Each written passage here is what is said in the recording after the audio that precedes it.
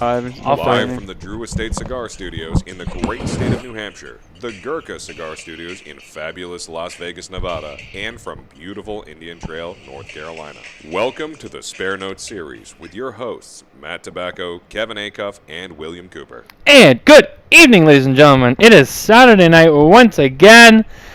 I know that voiceover intro is outdated now. We're going to get that updated very soon. I have my voiceover guy coming next weekend to re-record everything yet again. But welcome to the Spare Notes series. It's a beautiful Saturday night, and I am joined once again by my very good friend, Mr. William Cooper of beautiful Indian Trail, North Carolina. And Smoking Tobacco's newest team member, yet again with me here in the studio, Mr. Pat Chamberlain. Patrick, hello. Hello, everyone. Hello. And, it's the Spare Notes show. So, you've done the Smoking Tobacco show a few times now. You've kind of seen what that's all about.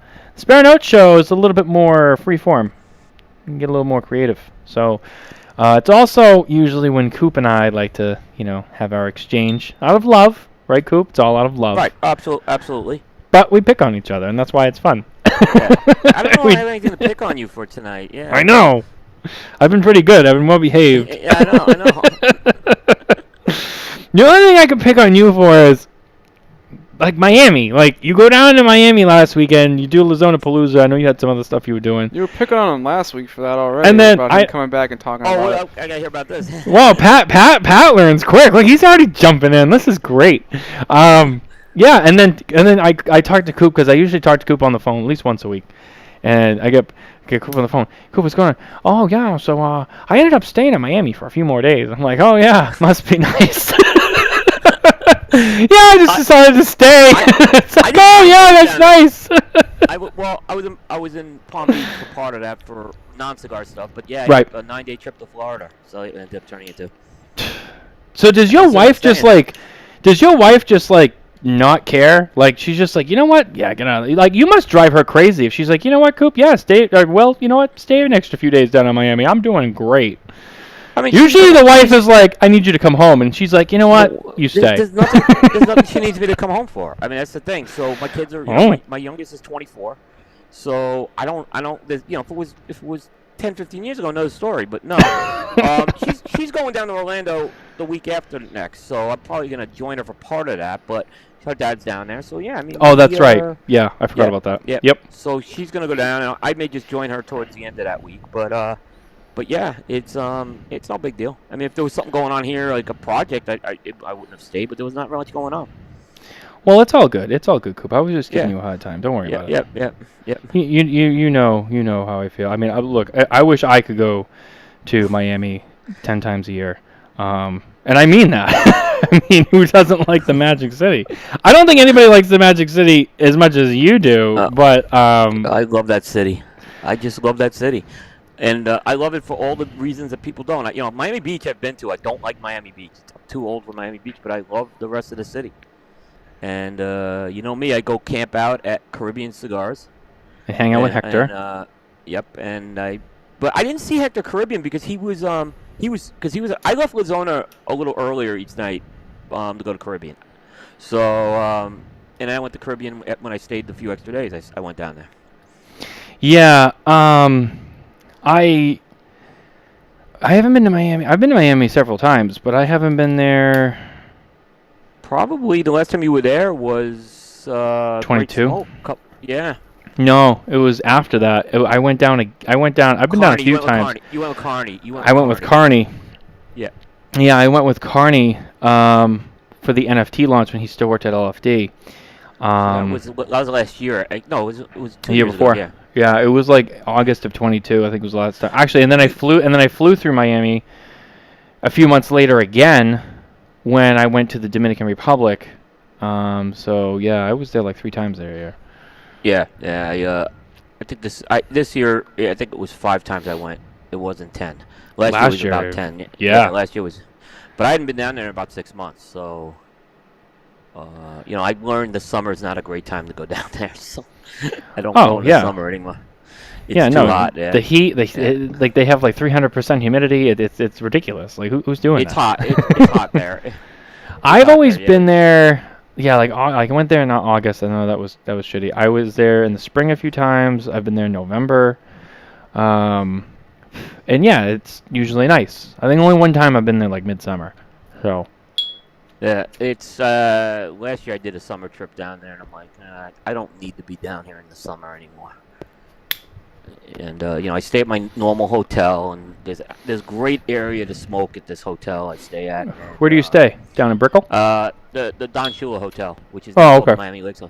Which is interesting because when I started going to Laguna Palooza, no one knew about this hotel, so it was like the best kept secret. Now there's some of the Laguna people go there, and there were some good folks there this year. So there was people were smoking there, before and afterwards, which is great. Like I said, it's kind of like a mini resort. This hotel, it's got a little bit of a resort vibe to it. So, and it's in Miami Lakes, which is a beautiful section of Dade County to go to.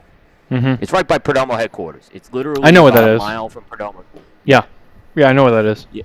In fact, I really discovered it through Nick and Rafael Nodal. I mean, those are the two. I went to dinner with Nick over at the old Don Shula Steakhouse, and that's really how I got. This is a really nice area. Yeah, so that's how I ended up starting to go there. I've been to Don Shula Steakhouse, not that one, but I've been to another one, and I liked it. I think are they the ones that do the challenge, like the 48 ounce, like, and if you finish it, it's free, kind of like Great Outdoors thing, but it's not as big. They have that. Yeah, they had that. They used to have that. I thought so, because I remember my dad making the joke like, I gotta take that down, and my mother was like, no way, you're not even trying that. And honestly, he probably could have, but it would not have been good for him. I mean, the Perdomos had a private table at the Don Shula Steakhouse. I mean, it's Nick's table. Like, he always has, and when he wants to go, he gets that table, and it's his. Yeah. So nice. Yep. So, but they sold all the properties. I don't know if there's any still Don Shula Steakhouses around the country, but they sold the properties about 3 years ago. And actually, the hotel was nice, but it actually got nicer after the Shula family sold it. Really? Sold the name. I think they just sold the name. They didn't really run it, but they sold the name. Yeah. Big shout out to Mitchell Santaga from Canada. Uncle Larry's with us. He said Coop's ballin', which, I mean, if you go to Miami that much, I mean, yeah, you're ballin'. Mitchell Santaga's here with us tonight. I was so glad to see Mitchell. I was talking with him earlier. Good man. We miss you, Mitchell. You know that. We miss you. We miss Mitchell a lot. Yeah. We do. Yeah. We do. He's a good man. He's a good man. He's a great man. Summer in Canada is nice. The igloos melt a bit, but besides that, it's good. This is why we miss you, Mitchell. He's so good. He's so funny, man. But yeah, no, it's true. Well, here's the thing. Mitchell lives in one of like I forget. He lives in like the warmest part of Canada, right? Isn't that like where he lives? Well, the Pacific Coast doesn't get as cold. Where he is. So, it's more moderate. I mean, you go up north, though, into the northern part of British Columbia, as Rafael Nodal will tell you, it's pretty cold up there. Yeah, he lives in British Columbia, just outside of Vancouver. And, yeah, I mean, I remember in the summertime, like, back in the day when he was the co-host, and he'd be outside doing the show, and he'd be like, yeah, it's beautiful out here. And I'm like, man. It's like California, Oregon weather, yeah. Maybe a little cooler, but, yeah, it's like, you get that Pacific climate you get. Yeah. You go inland, it gets cold. I'm sure he could tell you that, yeah.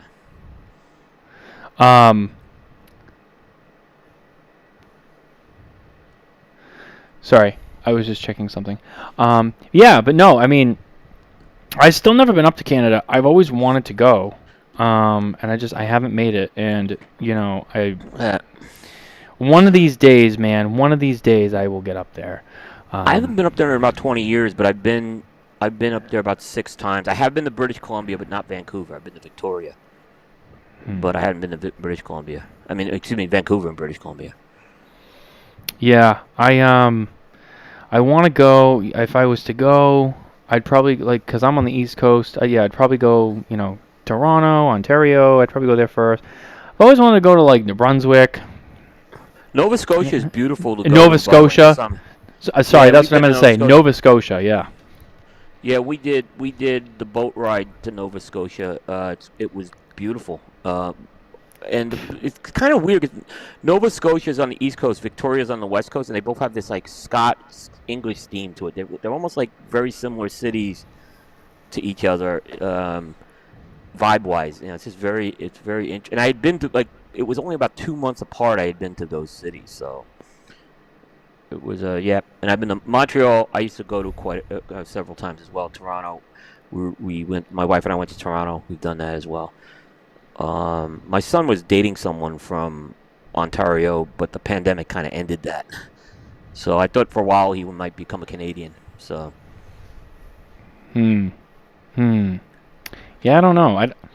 I hear it's nice up there in Canada, but after listening to Mitchell about some of the things that he deals with as a Canadian resident, which, I won't get too into because some of it involves his personal life, I feel bad for him, man. Like, it's kind of a struggle up there. This poor kid he's got some stuff going on, and, man, he's got to suffer just to get some help, and I really feel for him. I really do. That's kind of half the reason why he's in this predicament, and that sucks. I always thought, like, sometimes I always thought, like, being Canadian, like, growing up, you always, like, U.S. is number one. But then it's like, well, like, when I was a kid, it was like, well, but Canada ain't bad either. You can always go to Canada if shit goes south. Now I'm like, I don't know. I don't know. They can't smoke. They have to spend all this money to get, like, 2 cigars. They don't have any, like, they have free healthcare, but, like, you can't go see the doctor if you need to go. Like, they can't have any guns up there. I don't know. It sucks up there. Like, it's just Mitchell gave me those Canadian CAO cigars, and they were green banded, unfortunately. For plain packaging. Oh yeah, I have one of those somewhere. This came up last week too. They were good. They were actually very tasty. I didn't smoke it yet. I held on to it because I wanted to have a Canadian like plain packaging sample. I have one of the Canadian Tubos. Do you? Yeah. Or it's just green. Yeah, it's just a green It's Tubo. like bang, Toro, Yeah. and you're like, oh, that's it. Okay. I don't even know what the point of putting it in the Tubo is, to be honest with you. I mean, I know. It's like at that point, who cares? because it must be them that do it. The whole point of the Tubo was like, yeah, to keep the cigar fresh, you carry out. But it's also like the manufacturers took advantage of it to be like, oh, like make it all cosmetic and like make it cool. But it's like, what's the point if it just has to be plain? Like, yeah, I mean. Plus, it's single packaging, so I don't know like if there's any. I know. I know, like, what was like 10 years ago, that was a problem, like cellophaning cigars and all that would be an individual unit. Yeah, I know. For It's sale. now no one does Tubos anymore, and they all do fresh packs. So, which honestly I think is a better move because, you could have a box of 10 or 15 or 12 Tubos, and you're selling them one by one, or you just go, no, buy 5 cigars in a much better carry and go thing that's going to keep them more fresh. See, I have a love-hate with fresh packs. Why? Because some of them leak or something? No, I think they're innovative and a good idea for sales, but I've also seen fresh packs used in environments that I don't think they should be. So. Interesting. Yeah. And much cheaper than they should be as well. Yeah. 2 things. 1, I'm calling out Jay Davis. Where are you? It's Spare Notes. You got to be here. And 2, Mitchell switched to YouTube. Look at him. Looks fantastic in that suit. Man, what a stud. The Canadian Tubos look like an army helmet if you would hide a grenade. That's that's what it is though. It's like it's that exact color. Yeah. It's true. They're all the same color. Yeah. And it's just like It's like that matte. And it's just like green. Camacho, Liberty, Toro. All right, cool. Like it's just like it's ridiculous to see. I mean, for Mitchell, like he lives in Canada, like it sucks, but like he's kind of used to it. I still see them, and I'm just like, I'm flabbergasted. I'm just like, that's so ridiculous. Like I can't believe that exists. Like who cares? Like the whole packaging thing. It's like we go back to this discussion. Like we were talking about this. But it's just like we promised we wouldn't go too deep into it. I know. After Wednesday, for everyone that stayed awake during that one. I know, but I just like the plain packaging thing is just it's mind-boggling. Like who fucking cares? Like really? Put the band over it. Like who? But even the fact that the government makes it a thing, it's just like who cares? Like who cares? They think that minors would be more apt to buy it if there's designs, but it's just not true. I mean, again, like we talked about it last week, like studies actually showed that putting like the different images of the medical diseases actually promoted children buying them opposed to just keeping it how it is. Well, children are very rebellious. So if anything, you're egging them if you on. say You're like, you yeah, can't do fuck it. it, I'm gonna do it. Yeah, It's they're like collecting the different like things like Pokemon cards. Like, oh, I have the lung one. This, I got the ass cancer one. Hey, Oh, nice grab. Those are rare. You What do wanna- you got? I got the throat cancer one with the hole in the throat. Oh, Where'd that's you get good. that one from? Oh, I got that one down at the store. They had those, eh?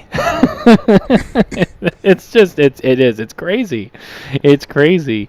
Luke, good to see you, buddy. He's usually here with us. But anyway, I'm sorry. I have a couple of things. So there was a couple of things on the docket for tonight. One, we got to tell people what we're smoking. Two, we were engaged in a discussion before the show, which I thought was interesting, and I figured, why don't we pause and continue it here, and we'll get back to it. It had to get with cigar reviews and ratings and stuff like that. But before we get into all that, Coop, you're on the other side of the table here. I'll let you go first. Right. I know what you're smoking, and I know Yeah. Pat's gonna get excited when he sees this too, because he smoked one a few weeks ago when he came over here, and I said, "Oh, you and Coop will have a lot in common if you like those." Oh, I see the band. Mm-hmm. What did I The tell you? 2023 Cigar of the Year, my father, Le Bijou, 100 Años Corona Extra, Mm-hmm. which this is the 2022 version. And I'm going to say this. The 2024 version is even smoking better. I have those. Really? Yeah, and I think the 24s are both smoking better.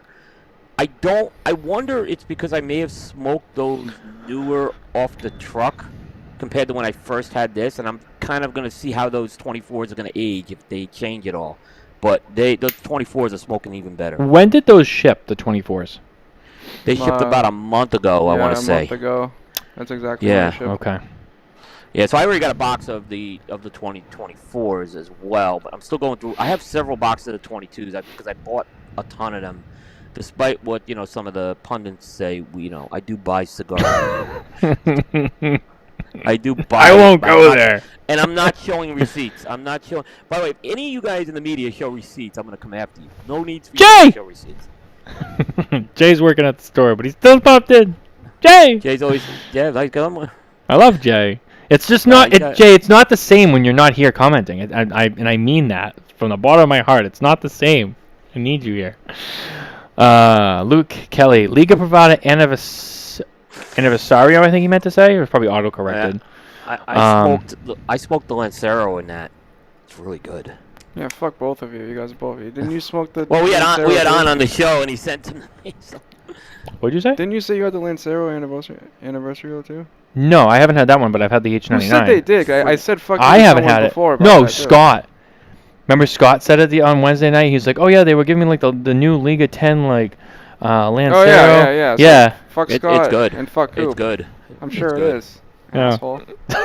Hey, I'm with you. I haven't had it yet either. I mean, don't look at me. Although we could probably change that. I know a couple of people. Yeah. Pat, did you have the Corona Extra or the Corona Special, which is the longer one that's right? I had both. They're both great. They're both. Yeah, great, it's like I mean, when I was on it, I was smoking it for the first time. I think I gave it a pretty good hype train for everyone to try. Like it's like the Le Bijou already is a go-to. Like it's a great cigar any time of day, but the 100 Años is just better. Like it's everything you want in a Le Bijou, but to me it had like a really refined, smooth cedar cream. It was a little saltiness. It's just like your mouth waters when you smoke it. Like Coop's getting wet over there. Yeah, You hear him? He's just like, I'm talking dirty to him right now. He's like, Listen, he's Pat's spot on with this cigar. His assessment of it. I told you this kid knows what he's talking about. This cigar. This was the cigar of the year for me last year. So, but the 2020 is not eligible because it's the same blend, so it won't be eligible again. But it could score as higher. I haven't scored it yet because, like I said, I want to see how they age out over the next few weeks. You know what I haven't smoked? So, anyway, first of all, let's finish this first. What are you smoking? You got a Liga. Yeah, I'm doing Liga, Privada, Porchetta. This is for, what is it, Casa Monte Cristo? Exclusive. Yep, Casa Monte Cristo. It's like, I don't know the actual size of it. I should have probably looked at that before. They don't tell you. It's like a box press torpedo. A soft press box press torpedo. Yeah, I'd say it's like a Lonsdale extra 6x46. Yeah, I was gonna. Yep, 6x46. 6x46 it is. It's good. Part of the Unica series. Blend wise, I actually don't know what it is.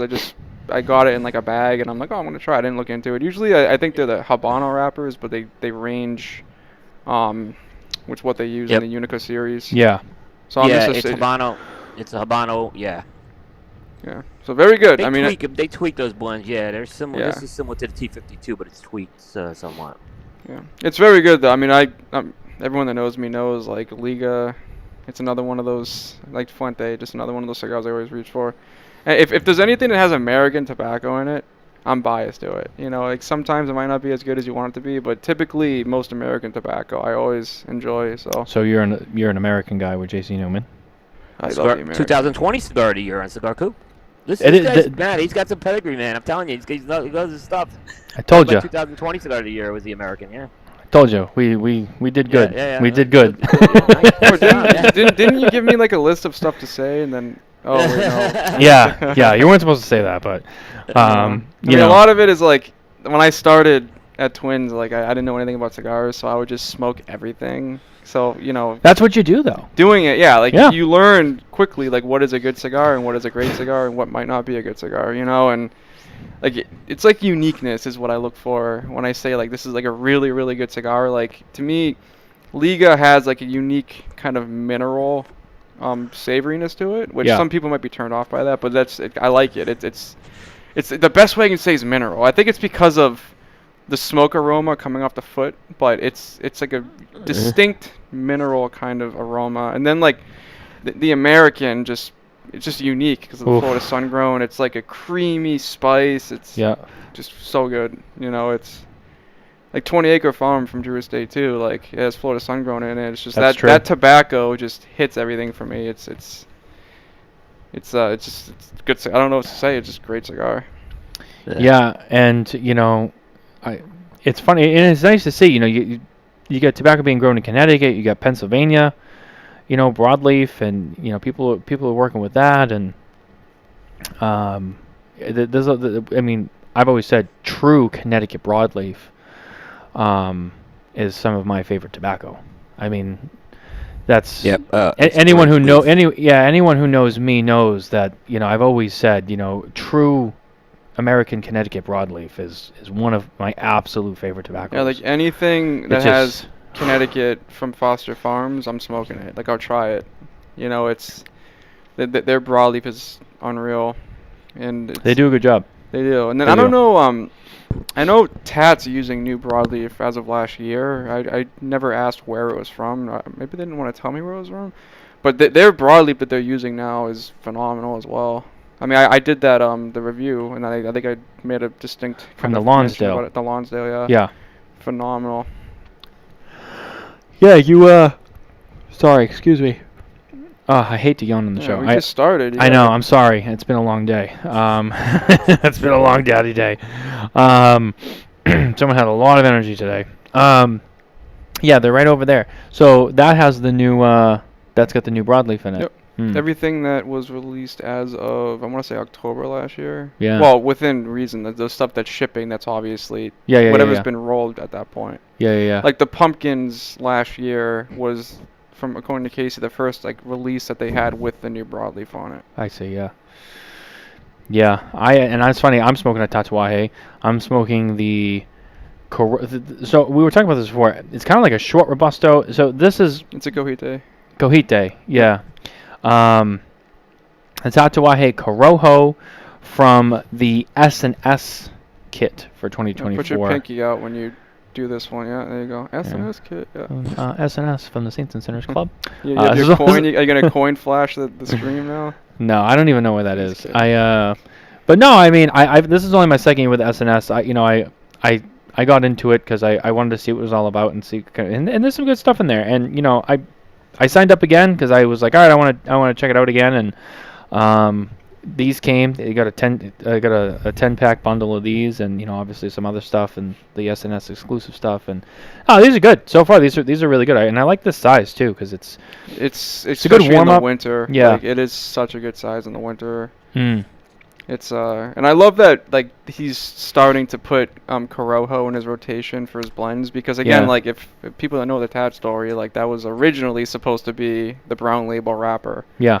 but obviously he wasn't able to get the amount of Corojo that he needed for the cigar. So it's nice seeing like where he's at now that he can. He's like come full circle. It's full circle, yeah, and it's like because the Escassos was the only cigar prior to those that you can get that Corojo on it, which again is a kind of a I don't want to say small batch release, but they're not out all the time. They just ship a couple of times a year maybe. Mm-hmm. So it's nice seeing that he's able to start producing more Corojo cigars, and it's good. I feel like everything I'm talking about is a phenomenal cigar today. So I feel like I'm losing credibility right now, but everything that we're smoking right now is It's great. It's very great. good. We haven't gotten into the negatives yet, but don't worry, we do a lot of negatives on this show too. That Verico Blue uses that shade-grown Nicaraguan Corojo. It is a top. It was a top 10 cigar for me. Oh yeah, Yeah, that was another one. I mean, Which really, size? Really good. both of them. It's or- regular production, which is what I like. I don't have to chase it.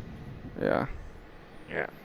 I always hate when I fall in love with something that's a one and done or an annual release or of that. So I usually when I get something if it's new, I'll buy it, smoke it, and then I won't realize it's limited production if I didn't see like a press release for it, and then it's gone, and I'm like shit. Like last year, Yeah.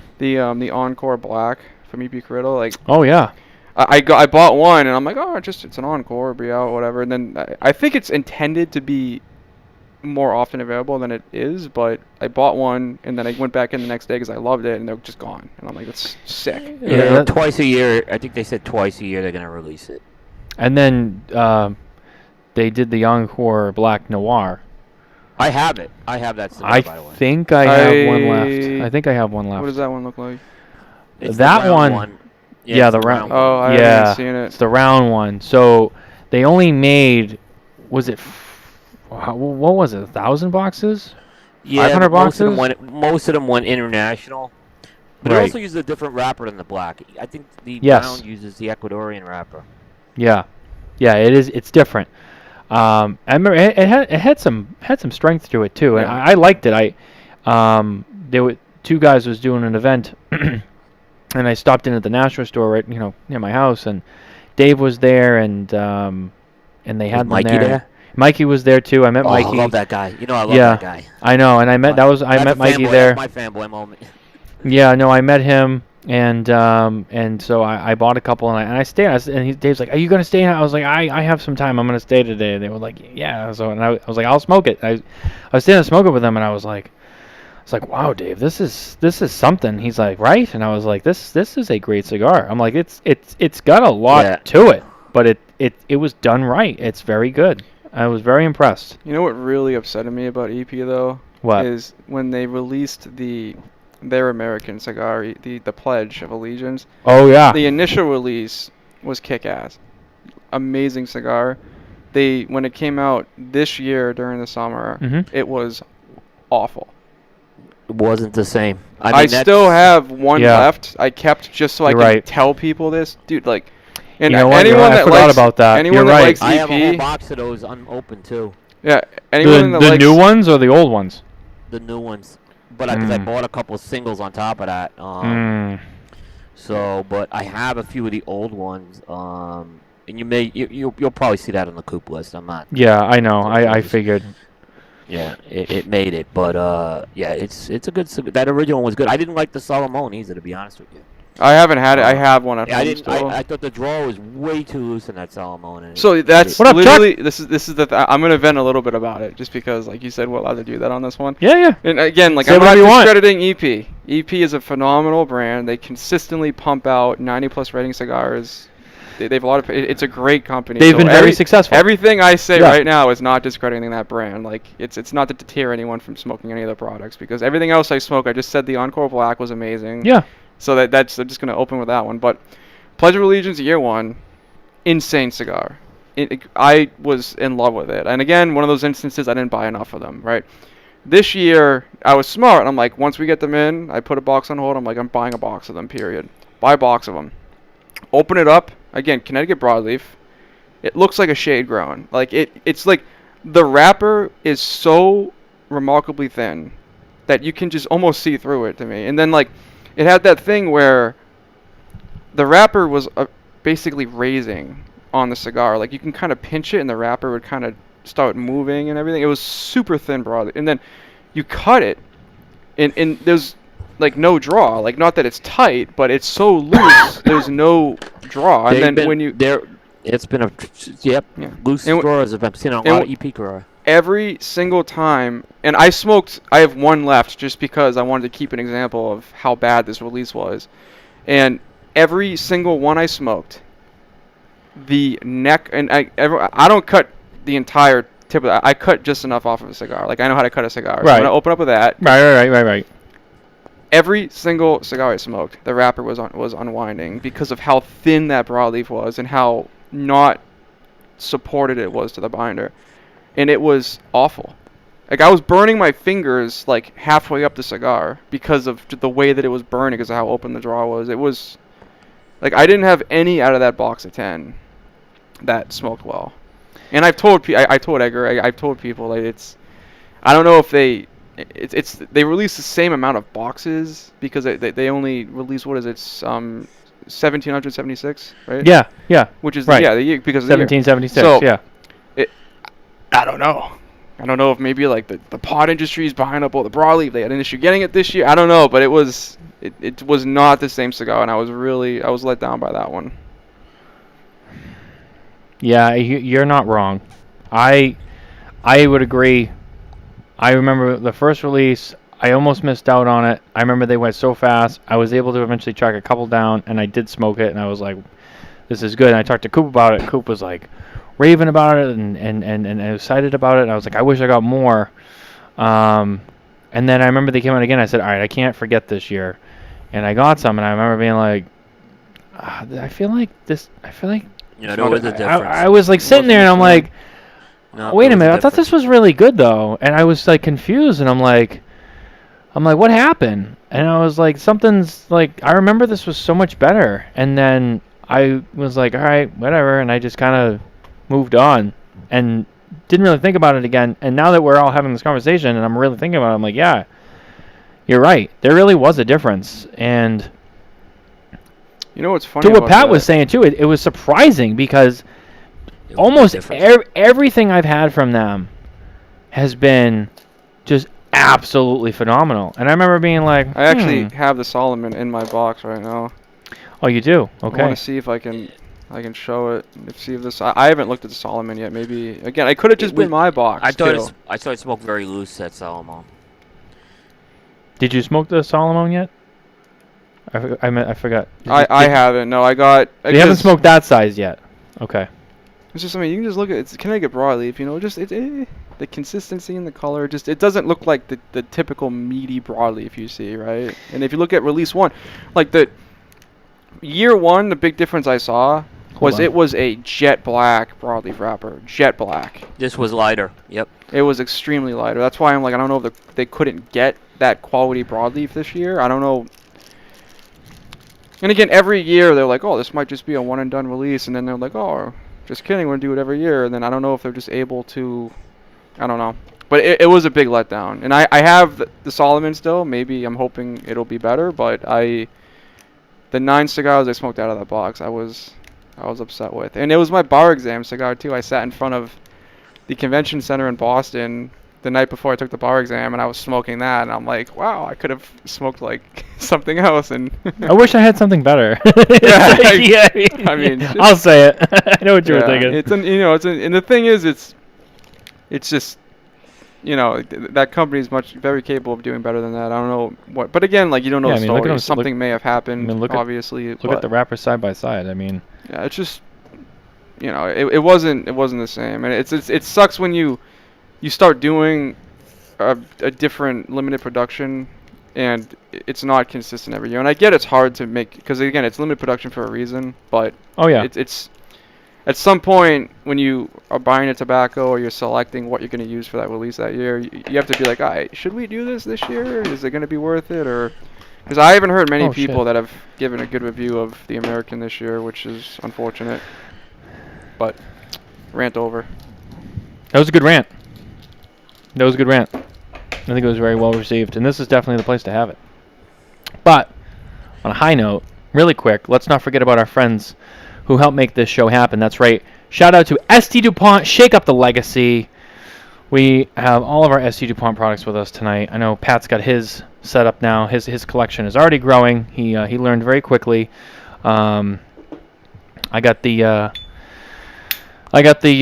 Coop's got his Fluo Upside down. Got my Maxi upside down, but yeah. What a Ricky move.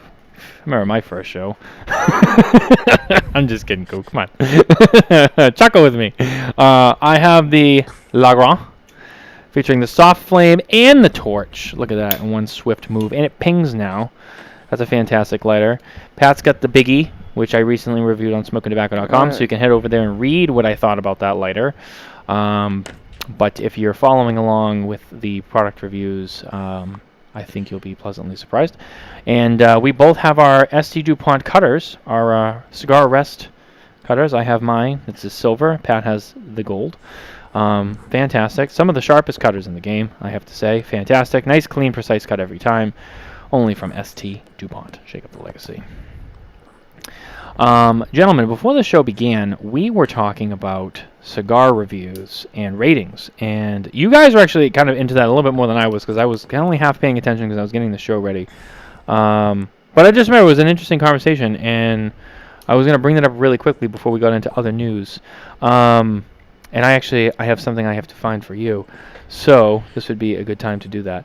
But we were talking about kind of, if I remember correctly, refresh my memory, factoring in price, which is a conversation that Coop and I had on this show before, and it was back, when Kevin was with us. Yeah.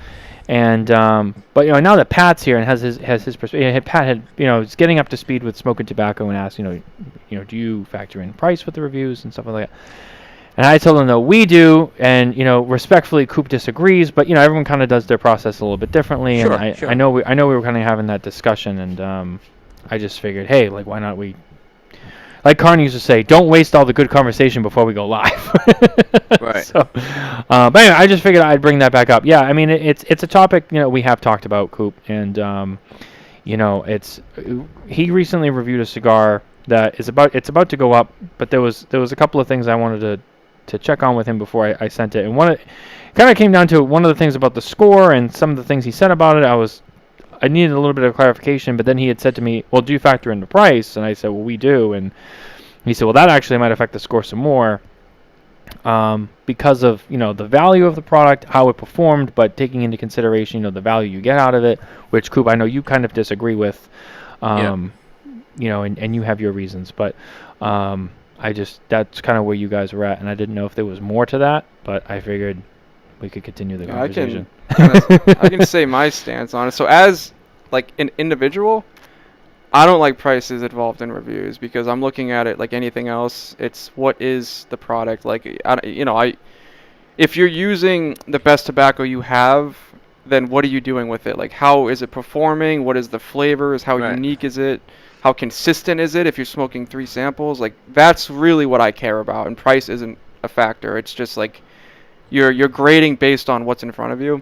But I think if your audience is more of your typical consumer, I think that's a big question you ask. For instance, when you do, again, this might be a question for you guys as well, but product reviews. There's other reviews I see online where one of the key components in a cutter, lighter, or something of that, an accessory, is the price. And typically critiques are based on what other things are on the market that's similar to that could potentially be cheaper. So I think it changes depending on what you're looking at. And again, something like a cutter or lighter is different than a cigar because for obvious reasons. But I think it depends on what the audience is. And I think a lot of people, especially me coming from the retail setting, care about the price. A cigar that is average with performance, you can even say above average in performance, but then average in flavors and aromas. If it's $6, $8, then people will buy a box of that consistently if that's going to be the value that they're getting for that cigar. But then you might have I'll say the original Grand Croix Davidoff, because I haven't had the new one, so I don't know. That's very expensive, but it's a $100 cigar. Right. And if you're reviewing that, you really can't factor the price into it because at the end of the day, to most consumers, it's dead leaves. Which again, I hate when people make that assumption, because again, like, you don't know what goes into keeping this product humidified The for process. 10, 20 years. Yeah. So I hate when people say that, but to a consumer, like, that's the case. So you don't want to factor the price into it, but. So it depends. Like, I don't think there's no right way to do it, and I think we can all agree on that. There's no right way to do it, but it's very personalized to what your audience is, I guess. Yeah, I mean, it's something that, you know, when we first started our review policy here, we decided to take it into consideration because we did run across several products where we just felt that, you know, for the money, both good and bad. There was some that, you know, for the money, it was like, wow, like, you can't beat that for the price and how it performs. It almost like gave it extra points because it's like you're getting a cigar, you know, of this caliber that should be in this price class, but it's so much lower, and it's almost like it makes it even better because you're getting something in this class, but you're paying down here. So it's very competitive with something that's above its weight class. But then, you know, and the vice versa. We at the time we had decided that we were going to move forward with that.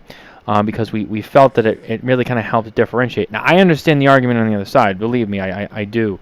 And maybe it's something that down the road, you know, we do revisit and we change. So far, it's worked for us, I think, with the reviews that we've done where we've used that. Yeah, again, and Coop, I know you'll probably add to this too, and we won't probably spend too much time on this, but. Just because I know we have already talked about this, but it was interesting to get your insight on it too, especially, you know, now, you know, doing reviews. I guess, yeah, for me that's kind of why. I mean, can I mention the cigars that are being reviewed? Can I use names, or is that like?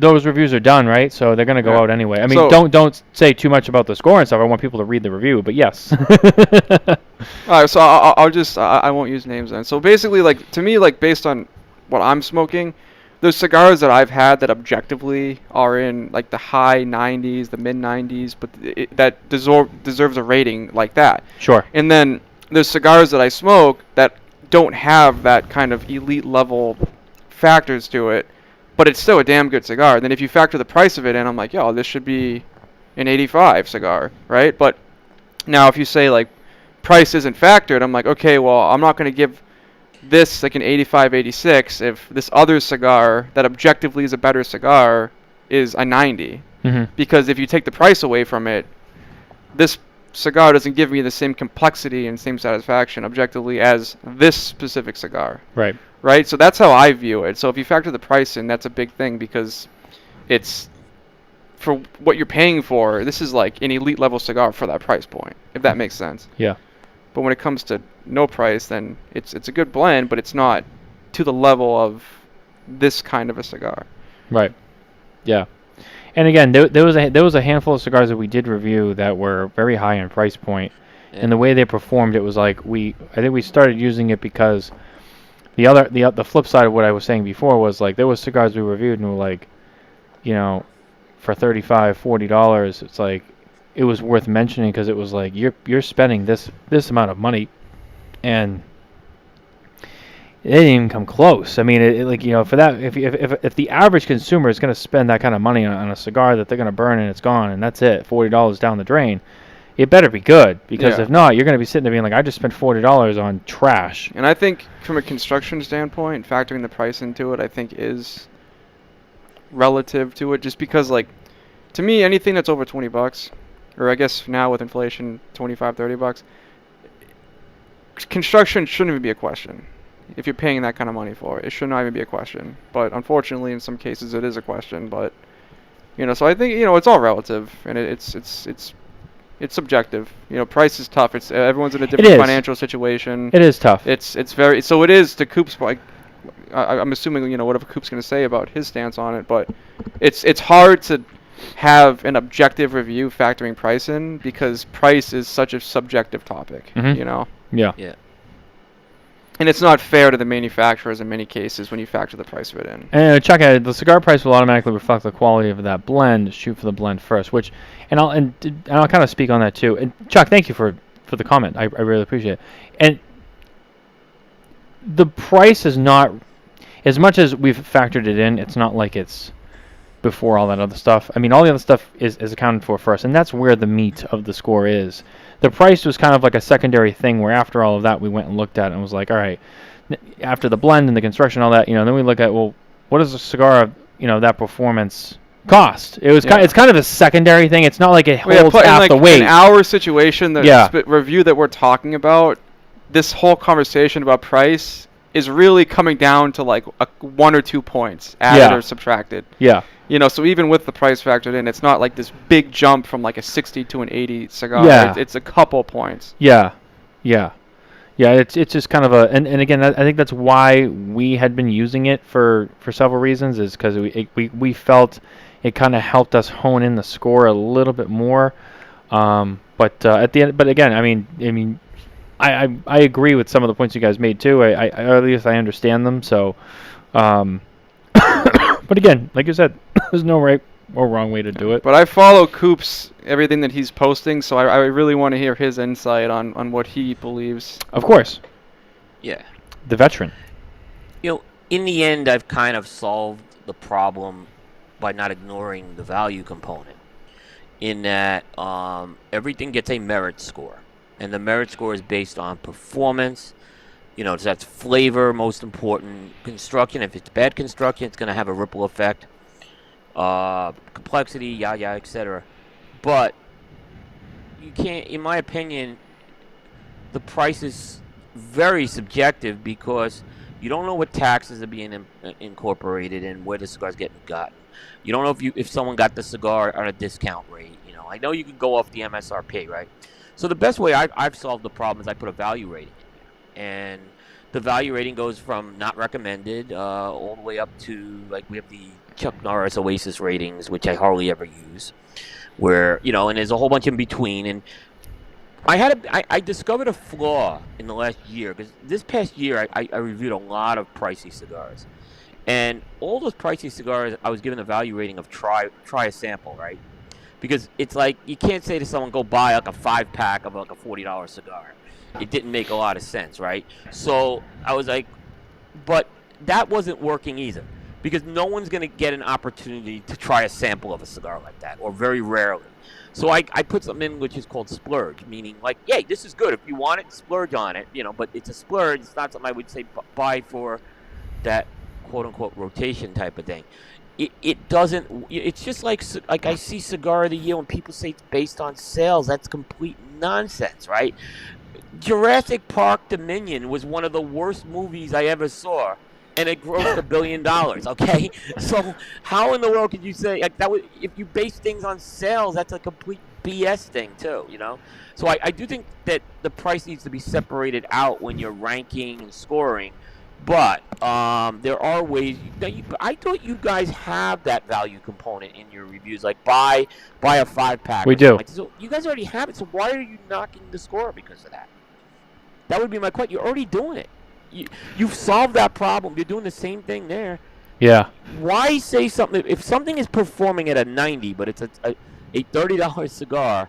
Then you shouldn't ding. It should earn that 90 designation. It shouldn't get dinged.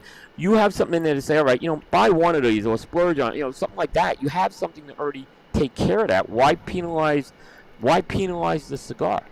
See, just playing devil's advocate, I'm not saying which stance I'm taking on that specific comment, but what I would say, spoken like a true lawyer. When you try, like, if I'm looking at something objectively, so again, like in the tools are, you guys exceed my experience with cigars. I've been doing it for 5 years, and I smoke a lot of cigars, but you guys have been doing it much longer than I have.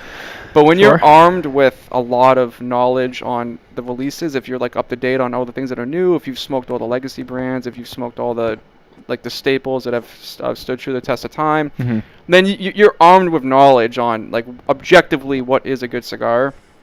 And the way I see it is I might have 2 cigars that objectively are like a 95, like they're just elite level cigars, but then you look at the price point and you're like, all right, this company achieved this caliber of a cigar with this price point, where this company, it's double the price, and objectively when you look at the score sheet, it's dead even. So I think that, like, when it comes to kind of tipping the hat to the manufacturer, like, they had this much to work with, and they still accomplish this much with what you're investing into it. But again, like when you look on the other end of it, that shouldn't matter, because if you're just rating it based on what's in front of you, then without any bias, because then the price is biased if you look at it from that perspective. Like you're going into it like, if it's a $50 cigar, it has to perform to this level for me to give it this kind of a rating. And then you don't want a bias when you're obviously reviewing a product. So, but if you smoked it blind, you wouldn't know that. And that's the point. Yep. That's a point too. That's why there's a lot of people who do that. Cigar Journal, their whole tasting panel, it's all blind. Yeah, I mean, so it's, look, cigar reviews, I always say this, they are subjective. They should be subjective. They're always going to be subjective. The idea is you want to be fair with the subjectivity and not let things influence that review that aren't related to the cigar experience. Like and we see this a lot, right? We see reviewers we all have our favorite brands, but you have to take that piece out of it, right? And we've had this other conversation, Matt, about like certain brands get reviewed before other brands. Yeah, we've had that conversation too. We've had that one too, and like you know, there's a lot of Dumbarton reviews coming out right now. All right, so that's no surprise, right? So the idea is to be objective, try to take those other things out.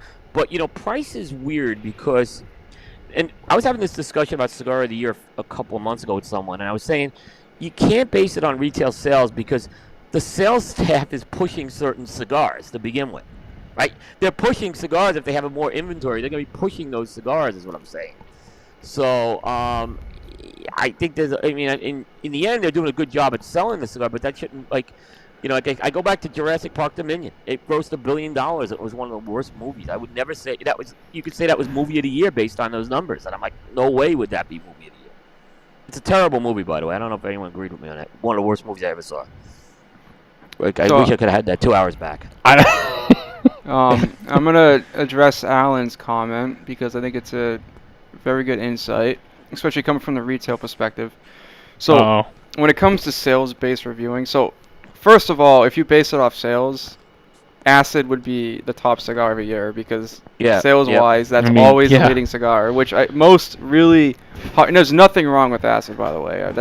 This isn't supposed to come off that way. No, this is just the economics of the business. It's especially your audience when you're doing cigar reviews. Mm-hmm. It's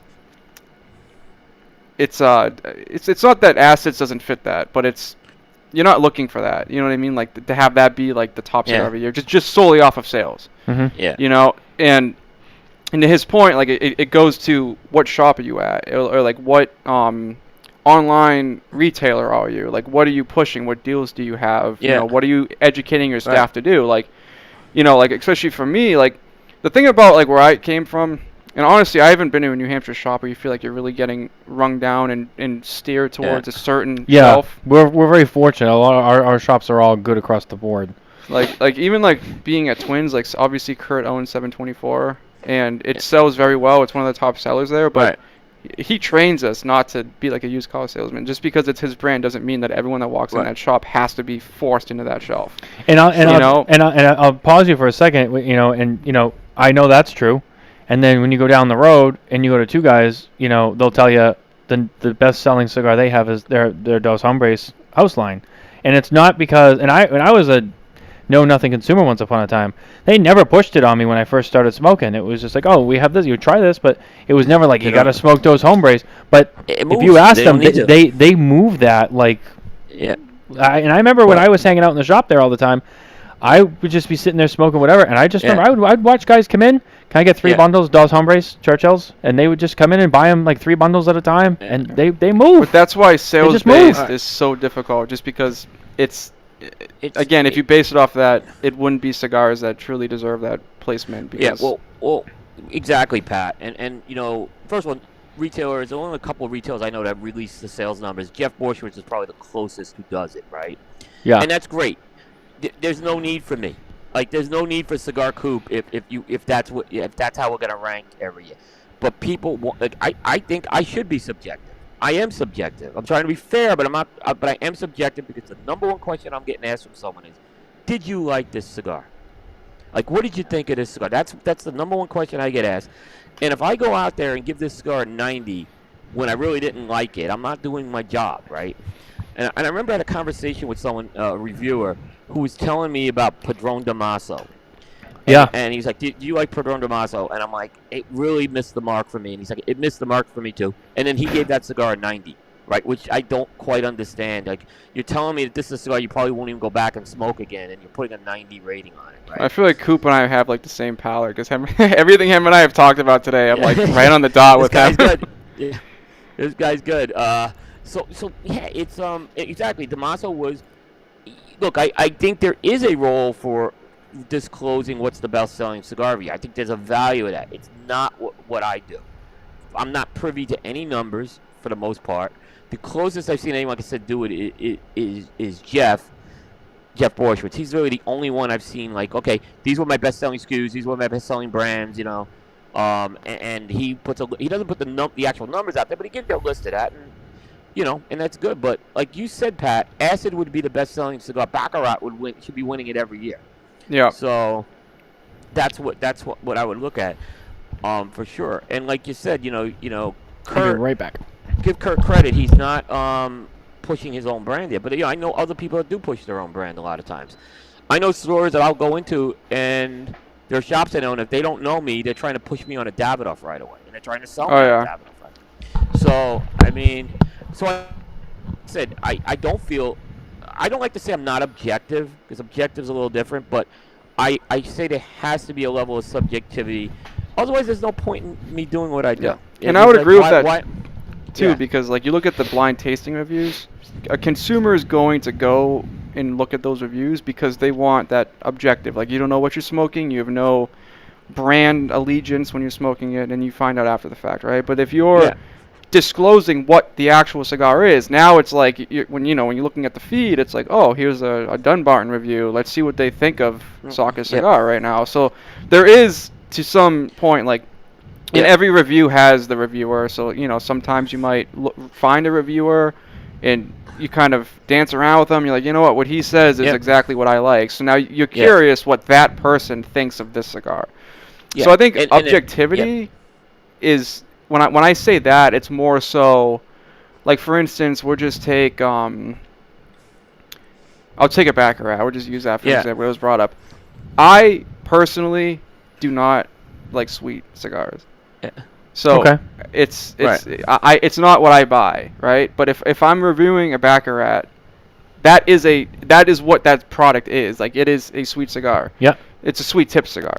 So if I'm reviewing it, I'm not going to take off 30 points just because I don't like a sweetness on the cap, right? So that's the objectivity I'm talking about. There's certain things that you like, you don't like. There might be some tobaccos you like, you don't like. There might be some wrappers you don't like. It's you have to take it for what it is and what it's marketed it's supposed to be. So that's the objectivity I'm talking about. But there is some subjective to there too. Like, did they? No, I agree. You know, people want to talk about bias, right? Okay, it's a fair thing. Every year for the past 4 years, I've disclosed what's a list of the sponsored cigars, the non-sponsored cigars, things I got samples on, things I didn't get samples on. And the numbers are all out there. They can be audited against the scores on the website. And if you look at those numbers, they're pretty damn close, right? They're not some one year one may be higher than the other, but for the most part, it's, you know, I have it out there. So if people want to call bias, go look at the bias, and the data's there. I publish that data every January, and and then it's up to you as the reader to say, is Coop being, like, objectively here or not, right? You can go and do that, right? Exercise. And I love every year when I see these, like, yahoos, these pundits out there. Oh, the sponsored cigar is #1. I'm like, yeah, did you look at the data's there? And most of the bigger websites now that are doing a lot of reviews are doing that. Developing Palates does it. Half Wheel does this now. So it's out there. The sites that have been doing this for a long time, we've been publishing this data. I'm proud to say I was the first to do it, by the way. But it's out there. And I'm sure, Matt, you guys haven't put a lot of reviews out, but at some point, I know you're increasing them now, and that may be something you consider to do, to, again, just take these, like, pundits away, you know. And I cut them off the knees when it happens. It's great, because I cut them off the knees. And it's like, you have nothing to say now. Plus, like, for one, before I address that, I want to mention Uncle Larry's comment about the shortage of Connecticut broadleaf being due to losing land or weather-growing conditions. So I think it was 3-4 years ago, the Connecticut River Valley had a lot of flooding. So like I know for the Habano, for instance, was lacking. So like for instance, if you like the Liga T52, it's only really just getting back into rotation because those wrappers are aged about 3 years. So, but before this point, they were like almost impossible to get. Like you would get like, I think at Twins we'd get like 1 box every shipment of Liga. But the reason why broadleaf overall is short is because of the change in politics and legislation with marijuana, and big marijuana uses broadleaf for pre-rolls because it's a thick enough wrapper to be able to do the marijuana rolling with. So that's the real reason why, because they have deeper pockets than a lot of these artisan tobacco manufacturers that are buying this product. So that's the key. That's really why broadleaf is, one, expensive because you're competing against big marijuana, and two, why it's not getting off because they can buy a lot more of it. Like, and that's I'll just go with Aromacraft for a second. That's why the Cro-Magnon blend is changing, or has changed, because they're using Pennsylvania instead of Connecticut broadleaf now, because in order for them to keep producing that cigar, they would have to do what Drew Estate does and buy the entire farm of tobacco, which, you know, Aromacraft is a very good brand. A lot of people smoke it, but that's not smart for them to do because they don't need that much. So, and it's not just buying wrapper quality. They use it for their wrappers. It's buying everything. So it's buying all primings, you know, not wrapper quality tobacco.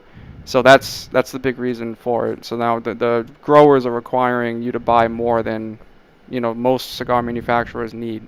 So just kind of Pat, addressing I'll that. kind of contradict that though. Yes, but you can get these things to tobacco brokers still. And I'm not criticizing Aromacraft's decision, but tobacco brokers who buy that, and then you can get that way. You don't necessarily have to buy all that. Now, But now the price changes. The price changes though. Yeah, I'll give you that. Yes, the price does change. And yeah, we'll leave that there. The price does change. Yep. Yeah. But what were we talking about before that point? We were talking about.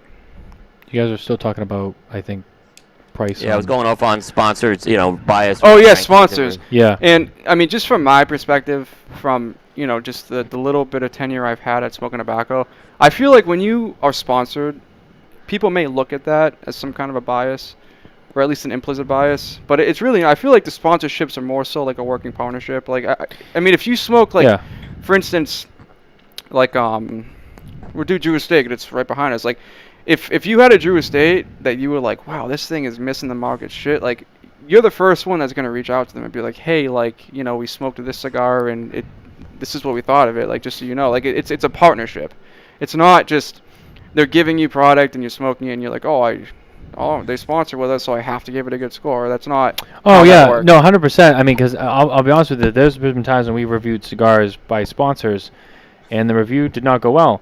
And I've always told everyone, you know, the review is the review. If it's bad, it's bad. You know, it is what it is. We don't just put out good reviews because, you know, then you lose your credibility. But in those instances where it is a sponsor, I will give them the courtesy of like, hey, just so you know, this didn't perform well. We're still posting it because, you know, we have to. But just giving you the heads up, so that way you don't just, you know, get blindsided and get all mad. Like, I'll tell them, like, here's the review. This is what we thought. This is why, and, you know. I don't do that. I'm not. The reason is I have this kind of period when once I get the cigar, it's kind of as far as I'm concerned, there's a blackout period. Me talking about the cigar until after it publishes. Oh no! I mean, it's usually published by that time. But I just tell, and it's not even just sponsors. I've told other companies too. I mean, there's companies that don't sponsor with us, but, you know, we have great relationships with a lot of people, and I always share that information because at the end of the day, is we write a review, whether it's great or it's bad, it gets posted either way. No one controls what goes up and goes. I do, and it always goes up. But needless to say, that doesn't mean that I don't like tell people like, hey, you know, we just reviewed this. It didn't go well, but just so you know, it didn't perform well. So maybe you should do something about it, you know, because it didn't go well. Might be something to look into. I've had that conversation. I've had conversations. They can read the review and find out afterwards. I mean, I'm not trying to be a dick here on that, but I just think you have to keep that blackout period. Otherwise, it's. And then there's really times when I don't tell people because I don't tell everybody about it. Obviously, I mean, I don't tell every manufacturer. There's some people I know very well. There's some people I know, but whatever. And then people come to me and they're like, "Oh, I saw you did a review," and I'm like, "It didn't perform well," and that's really we thought that it would be higher than like 84 or 87 or like, well, but we had construction issues. They had constant touch-ups. It wasn't burning right. It wasn't burning even. It's and I say to people, "Did you read the review?" "Oh, I did." It's like, all right, so. I mean, no, you didn't. They wouldn't be asking why I got the score then. And so I say, all right. So I go, well, but those are the reasons why, and it's in the review. And you can look at the problems that we had, and you guys can go back to your drawing board at your factory and be like, oh, well, apparently we have problems with our construction, and you guys deal with that on your own. That's not for me. I don't make cigars, so that's not my problem to deal with. We do the review, and it goes out, and we let the world know based on a 3-cigar sample what happened, and that's it. It's a snapshot of this is the performance. We moved on. And, if there's a problem, you guys can deal with it. I remember a few years ago, there was a cigar that got reviewed by someone else from one particular brand, and it got a very low score. And a lot of people were upset about it, including the brand. But at the end of the day, in the reviewer's defense, he reviewed the cigar. It didn't perform well. And the manufacturer should just take that and say, all right, you know what? It didn't work well for them. Maybe it's something we should look into and deal with. Other people might have liked it. That's great too, but if someone had a problem, does it really hurt to look into maybe what those problems were? Someone had a problem with it, you should look into it. I mean, that's just good business. I don't know. That's me. No, I agree with the review. They could do that. They should know to do that after they get the review. I mean, that's why you're asking, especially if someone asks you to review a cigar. And the thing that's interesting is, and I have this conversation with a lot of smaller companies, they contact me and they want the cigar to get reviewed. And I say to them, the review process is a longer process. It's not guaranteed to get you something that's going to maybe give you the publicity you're looking for. Give us the story on the cigar first. And in fact, I insist on it, because if I don't have the story of the cigar, it's very difficult to review that cigar. I just went through this with a company that basically decided to send me a press release a month after someone else. And they asked me to review the cigar. I said, I'll review the cigar, but you're not getting a press release up a month later, So, but I tell them that's not the effective way. If you want to get the word out on your cigar, we have a way to do that. And then later on, like I said, understand, first of all, Coop scores lower than some of these other guys out there. You score lower than some of these other guys out there. And, we do. An 88 on Coop is a good score. An 88 on another site is a death blow. And unfortunately, the smaller companies have gotten these high ratings on some of these sites. And then you give them an 88, and you're like you think you're doing the worst thing for them. Now, I'll tell them that up front. I will tell them up front. I said, we haven't given out anything over 92 in 6 years. So, I mean, don't expect a 93 is what I'm saying. We've only given out a handful. I mean... Yeah, they should be very stingy with those ratings. Yeah, and this is going to be a long show. I'm going to wait till tonight. We're already on that track. But, one topic that I do want to get into, just because we're talking about ratings, is, and this is something that I'm sure all of us have heard at some point. I know, like, retail, I've heard this all the time. You have principals come in or representatives from companies, and they'll give you the, I don't care about this. I don't even know why people care about the ratings. Like, it's We've had this one. and it happens all the time. Oh, yeah. You hear it more often I than don't not. care. Like, you do. I don't know why consumers care so much about a number. Like, people pull up the magazines and they want to buy based on a number. He's like, I don't know why people care. It's like, and deep down they care about that number too. It's not like they totally do. Well, let me just say this. The ones that thank the manufacturer when they get a good rating. Well, not only that, but take that away from it for. Not that you're wrong. You're right. But take that away for a second. Based on what you just said, the fact they would even bring it up, it bothers them. If you really didn't care, why would you even mention it? You'd just be like, I don't give a shit. Like, I'm not going to say it because I don't care. You say it because you do care, but you want people to think that you're unaffected by the low score that you got. That's how I read it. You know what I mean? Oh, who cares about the review? Well, you do because you just brought it up. Yeah, it's like, everyone I talk to, not everyone, but a lot of the people I talk to always have the same comment. It's something of the sorts of, I don't care about numbered reviews because it doesn't mean anything. Then they care. They actually care. And they start caring, yeah. And they're the same ones who complain about flavor notes, right? And, they know every flavor note that Charlie Minato has said. But I don't care about flavor notes. But Charlie Minato said that this had a marshmallow flavor in it, or something like that. I'm like, yeah, you don't care. I will say, I don't read a lot of Half Wheels reviews anymore. Once in a while, it's something I will pop up, and I'll be just generally curious. But there's, and I brought this up before. There is one particular note that Charlie has given, and the only reason why I never forgot it, and I do bring it up, and I've said it to him, and I've even got him to laugh about it, because it was just so. It was so strange. Doritos? No. I've seen Doritos. No. It was one of the Muestra de Sacas. I can't remember if it was Krakatoa or if it was the one. It was Krakatoa. You told me this. Was it Krakatoa? It was Krakatoa. And it was Charlie who wrote, and he wrote. I actually, Nicole saw it first and was like, "You got to read this," and I was like, "All right." And he wrote something along the lines of, "This reminds me this reminds me of if I had eaten a Whopper from Burger King, and then 30 minutes later I had that aftertaste in my mouth. That's what I got." And I remember it's something like that. And I remember reading that, and it was just like, how do you relate to that? Yeah, it's funny. I don't even know how to respond. And I saw Charlie. The next time I saw Charlie, we were having a conversation and whatever. And I said, "Hey, by the way," I said, "I got to bring this up." And anyone who knows Charlie, he's very stoic. He's just very, very, unemotional. And I think a lot of people, side note, I think a lot of people sometimes take that as Charlie having a certain type of personality, but he does not. That is not what that means. I know Charlie pretty well, and I get along very well with him. And he is a good person. I know people probably disagree. He is a good person. But I saw him, and I brought this up, and I just like, by the way, I gotta say this, and I was like, you did a review on one of Saka's cigars recently, and you wrote something that I've just never seen before, and I was just so flabbergasted by it. And he was like, "What did I say?" And I told him, and he was like, "Did I say that?" And then he was like, "Oh yeah, I do remember that." And he was like, I was like, "Where did you get that?" And he was like, I don't know. See, descriptions like that I think are questionable, which I started with Half Wheel when I started smoking cigars, and it was a huge help for me to develop my own palate, just because everything I did was Half Wheel. Like every time I would smoke a cigar at the shop, I would look at one of Charlie's reviews and compare what I smoked with what he smoked. But you didn't read Cigar Coop? Come on. I didn't know about it at the time. I was a small. I had a training. They're like, "Hey, it's Half Coop, Wheel." I stuck up for you there. Don't forget about that. That's okay. if someone told me Cigar Coop at that point, I did my job. Of me smoking cigars, I would have thought it had to do with like a chicken coop. Like I wouldn't have had any clue what it was. I had no knowledge of anything in the industry at that point. Half Wheel didn't even make sense as a name to me either. I was like, Half Wheel is a cigar review? It doesn't make it. But it's I think there is, and I try to because like there's times I smoke something, and I'm sure all of us probably have this, that you have some weird description that you're thinking of, and you're like, is this something that I should say, because are people gonna like relate to this?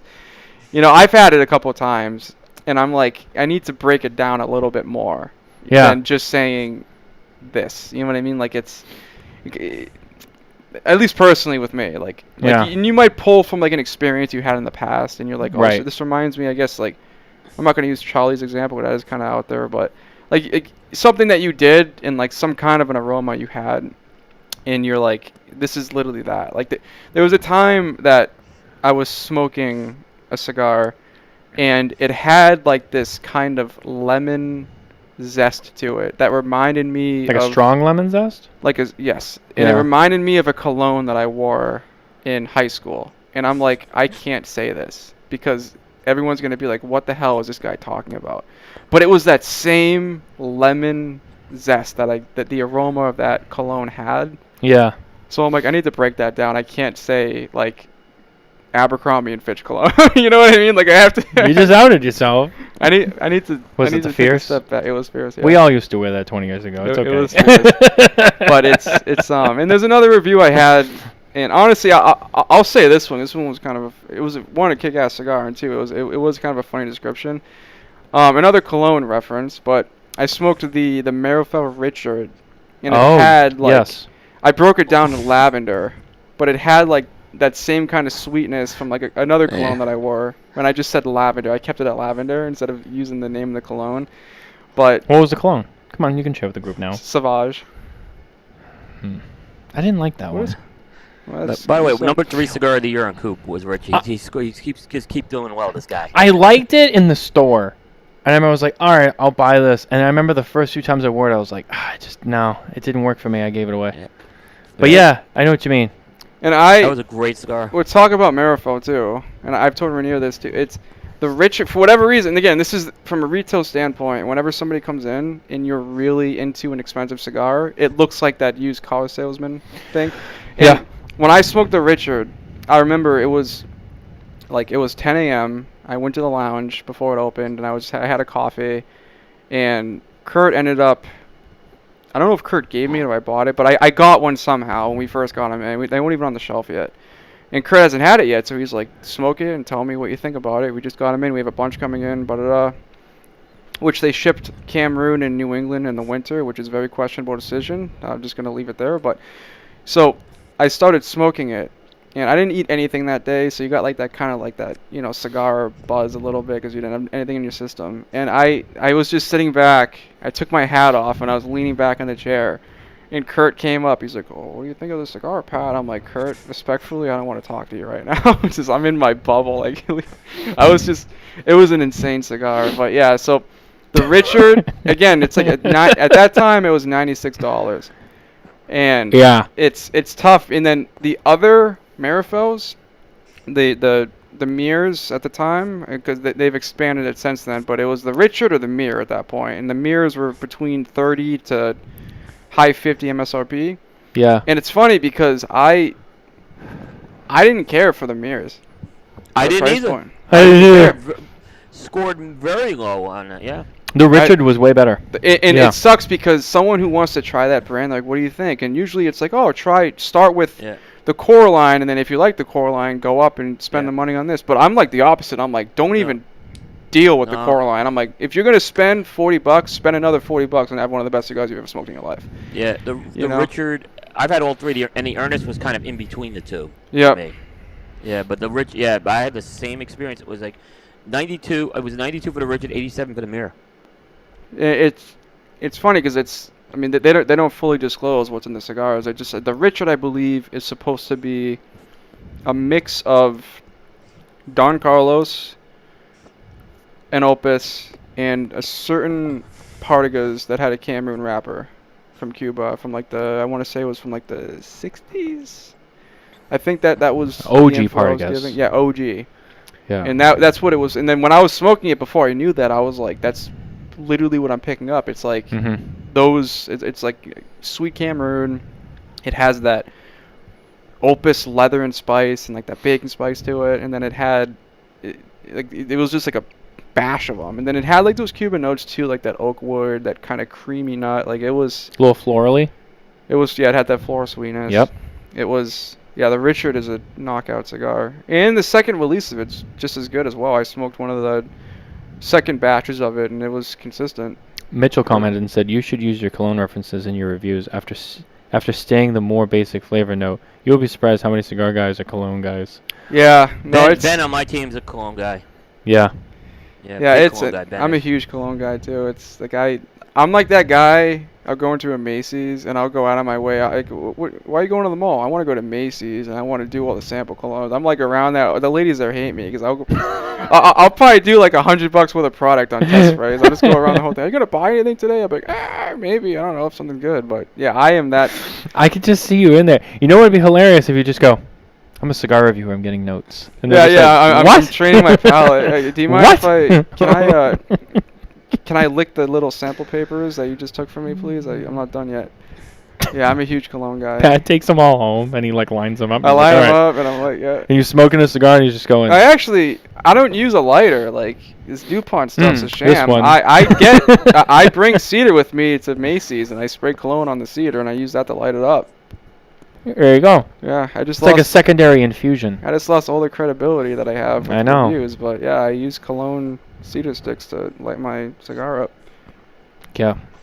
I mean, hey, whatever floats your boat. I mean, you know, it's all personal. It's all personal choice. Yeah, I have one cologne in my cabinet, Cool Water. Well, we all know who makes Cool Water, And I don't think anyone's worn Cool Water like for the last 25 years, at least that I know. Coop, do you wear Cool Water? No, I don't. Yeah, I don't. I didn't think you did. I'm a big cologne guy over here. Yeah, I could tell when you came in. I could tell. Not that it was bad. Believe me, I'm a cologne guy too. I used to be a lot more into them when I was younger. Now I have like 3 that I rotate through, and that's it.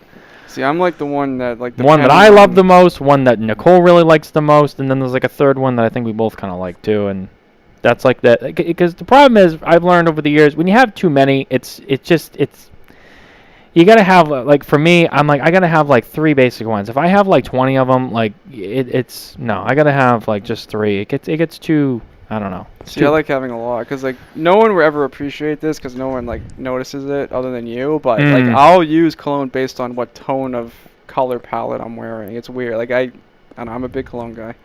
Coop's That's looking okay. at me like, who the fuck is this guy over here? Coop goes, I was really excited about Pat, and then he started talking about cologne. And I was like, no, Ben's going a down. boom. Boom. Man, I Going Kenneth down. Cole. I'm happy with it. Yeah. Kenneth Cole reaction? Yeah. Yeah. Basic stuff. Basic for me. Yeah. Yeah. Does it get you reactions? I don't need to get reaction. It gets a reaction out of his wife. That's all I know. That's why he was. I mean, he stayed another 4 days in Florida. I mean, I don't know what's going on over there. Just kidding. Coop, Coop, don't let him fool you. Coop's got more pizzazz than he lets on. All right, Matt Booth told us about this years ago. Oh, Matt Booth. Yeah, Matt Booth. Yeah, Matt Booth. I don't know. You probably never saw that show. It was a show he came on years ago, and and Coop came up. It was like one time I mentioned Coop, just in like, oh, I was talking to William Cooper about this, and he was like, look, can we talk about William Cooper for a second? You know, that guy, and he went on this monologue about Coop, and I'll never forget, I think Carney was on the show at the time, and he said, I could just picture William Cooper in the bedroom, just one hand behind the head, just throwing the dick down like Hercules, and I'll never forget that. And I said, did that really just come out of his mouth? Wow, like, what that's the fuck was something. that? That's something. Yeah, I only bring it up because it's already out there. I mean, it's out. People can see it. I mean, Talk about making a name for yourself. I know. I mean, I guess that's one way to build a brand. Yeah. Jesus. Coop was like, I'm not going to comment it, but I appreciate the support. Wow. I'm sorry, Coop. I'm not trying to make you uncomfortable. No, but I'm not gonna further comment. I know. This got off the rails very quickly. You started talking about cologne, and it just went everywhere. I don't know what happened. Yeah, Pat. I don't know what went through your head with cologne to bring that up, but I mean, good for you. There's a lot of weird shit that's been said on these shows over the years. I mean, mostly from Matt. But no, he's not the only one. I mean, we've had several colorful people on the show, and by that I mean the commentary that they provide. And you'd be surprised. There's been a few people that have come on the show over the years, and I'm like, okay. And then I do the show, and then it's over, and I'm like, I didn't anticipate some of the things that were said coming from that person. I'm like, this is odd, but that's why we do this show. You get it out of people, and you find out who they really are. But anyway, I digress. So let's get back on track here. First of all, Coop, I forgot to ask you before, because half the time with this show, and what this show partly was originally based on, was gripes of the week. And Coop, I forgot to ask you if you had any gripes of the week that we needed to discuss on the show this week. Not really. I was actually trying to think of one. I haven't really had one, new one at least. There was something I was going to ask you about that we talked about briefly. I have one. No, go ahead. I have to find it. It was something that Coop said recently, and I was going to bring it up. This is more of a retail gripe, but I'm sure consumers share to the issue. But putting food trash in ashtrays at a lounge. Oh, I hate that. Absolutely not. I hate that. My gripe. There was one instance. Well, spitting in it is another one that I don't like, but that's even worse. Yeah, there was one time that that's I was like the lowest cleaning of the low. ashtrays. Because if you've been to Twins, you know. Yeah, like, I know. Yeah. The standard of cleanliness is very high there, so it's the ashtrays get cleaned very Oh, often. it was this topic. Okay, yeah. And I'm bringing that up. there was someone that I think they were trying to be healthy, but there was a birthday, so they were eating cake, and they're like, if I take all the frosting off the cake, it's healthy, right? All the frosting was in this ashtray, and it was mixed with the ash, and that was so annoying to clean up. I was so frustrated. I'm like, who the fuck is this person to put frosting? My son Timmy had to deal with stuff like that too when he worked retail. I feel it was horrible. I felt bad. I've actually yelled at guys who did it on him. It's not a trash can. Whether it's my son or not, don't do that. Yeah. You know, not as extreme, but it still bothers me when I see it because like an ashtray should be reserved for ash and like the nubs of the cigar. It should be the cigar and it's directly associated. It's an ashtray. Especially drop like it in it's there. people put trash in there too. Like when they get up to leave and they put they put all the cellophane, and if it's at a lounge, they put like I notice I do it. Yeah. they put like honestly, they put if the it's cellophane napkin. stuff. That's fine. Like is it cleanly? Is it proper? No, but it's fine. But if it's something from the cigar packaging, whatever, that's fine. But we're at a bar. They put the napkins in there, and again, like with all that And ash. they're wet. Yeah, well, not even that, but I wish they were wet in this case, but because all those ashes get put into a big kind of can Yeah. for you to store the ashes until you dump them. Yeah. If you put like a napkin in there, the fucking thing's going up. Oh yeah, exactly. If you put something that's still hot. Yeah, so not right. trash and ashtrays would be my gripe. But specifically frosting, spit, food, Anything, like that yeah, should just not be in anything there. That is that's just not- disgusting. No, don't do that. Don't be lazy. Get up and bring it to the trash. That's just if you're going into lounges and you're doing that in ashtrays regularly, shame on you. And I don't even care. I'm gonna call you out. Whoever you are, you know who you are too, because there's guys that do it. I know there are. Shame on you. Don't be a pig, man. Respect the lounge. Respect the people who work there who have to clean it up. That's just very disrespectful. I've always felt that way. I have enough like retail experience gripes. I could probably do like a segment for like 5 years. Oh, I'm sure you could. Yeah, Well, I mean, I think sometimes the rules of engagement in our lounge are a little over-engineered. Don't get me wrong, but there's common sense. Is what I say. It's always a common sense thing, and don't do it. Yeah, that's just there's no reason to do that. That's not common sense. Put icing in an ashtray. Like anyone can walk into a lounge. Like it's not. There's no discrimination in a lounge. There's no etiquette. There's never a reason to not feel welcome there. Like if anyone's ever nervous to try to go to like a local lounge or a new lounge, that the people there aren't gonna like accept them, or they might do something improper. They might look stupid smoking because they never had one. That's not the environment. I've never seen anyone go into a cigar lounge and do something that has been like socially rejected. right. But there is just basic courtesy. It's like anything else. I mean, like when you go to go out to eat, I'm trying to think of an example. Like you don't put. I'm trying to think of an example of what you would do when you go out to eat. You know what I'm trying to say, though. Dump salt in a wine glass or something. Yeah, like you don't flip the glass upside down. It's like, well, who would do that? Yeah. It's like, just common sense. Like You don't the same spit thing. in About your Yeah. Yeah, you don't it's do that just kind of common- stuff. Just Yeah. common sense, the common courtesy. Like the other one I love is we had. Just basic manners. Yeah, like we would have. I would get this because of my age when I started there. I was 21, so I was young, and then like we've had girl tobacconists. Don't. What do you know about cigars? Like I work at a fucking cigar shop. No shit. Like because of my age or because like you're a girl. Like it's like, come on. Yeah. Yeah. So. Yeah. No, I agree with you on that too. Yeah. Well, it's funny. So there is something that Coop said recently that I do want to bring up because I think it's an interesting conversation. And Pat, you're kind of crossing over from retail to media now, but you have retail experience, and so I'm curious to get your stance on this. Coop, you already know where I'm going with this, but I want to know. I think you're holding that one off, but okay, yeah, you can go there. It's fine. Well, you know why? As long as it's okay with you, I'm curious. I'm curious. I'm curious to see what he says. I want to see what he says. Yeah, I'm curious too. So Coop wrote something recently, and this is a discussion that he and I and all the other media people, we've had this plenty of times before. But Coop actually sat down and wrote an article about this very topic. And we talked about this the other day. He said, he was actually surprised. He had some, even amongst the media people, he had, kind of mixed reactions on it. Should retailers, this is a situation that happens quite often. A lot of manufacturers will notify retailers of information about new stuff coming out or whatever. They'll tell a retailer all this information, but they won't tell us. And in some instances, they'll tell the retailer, don't talk to the media about it. They don't want us to know yet, but they let the retailer know.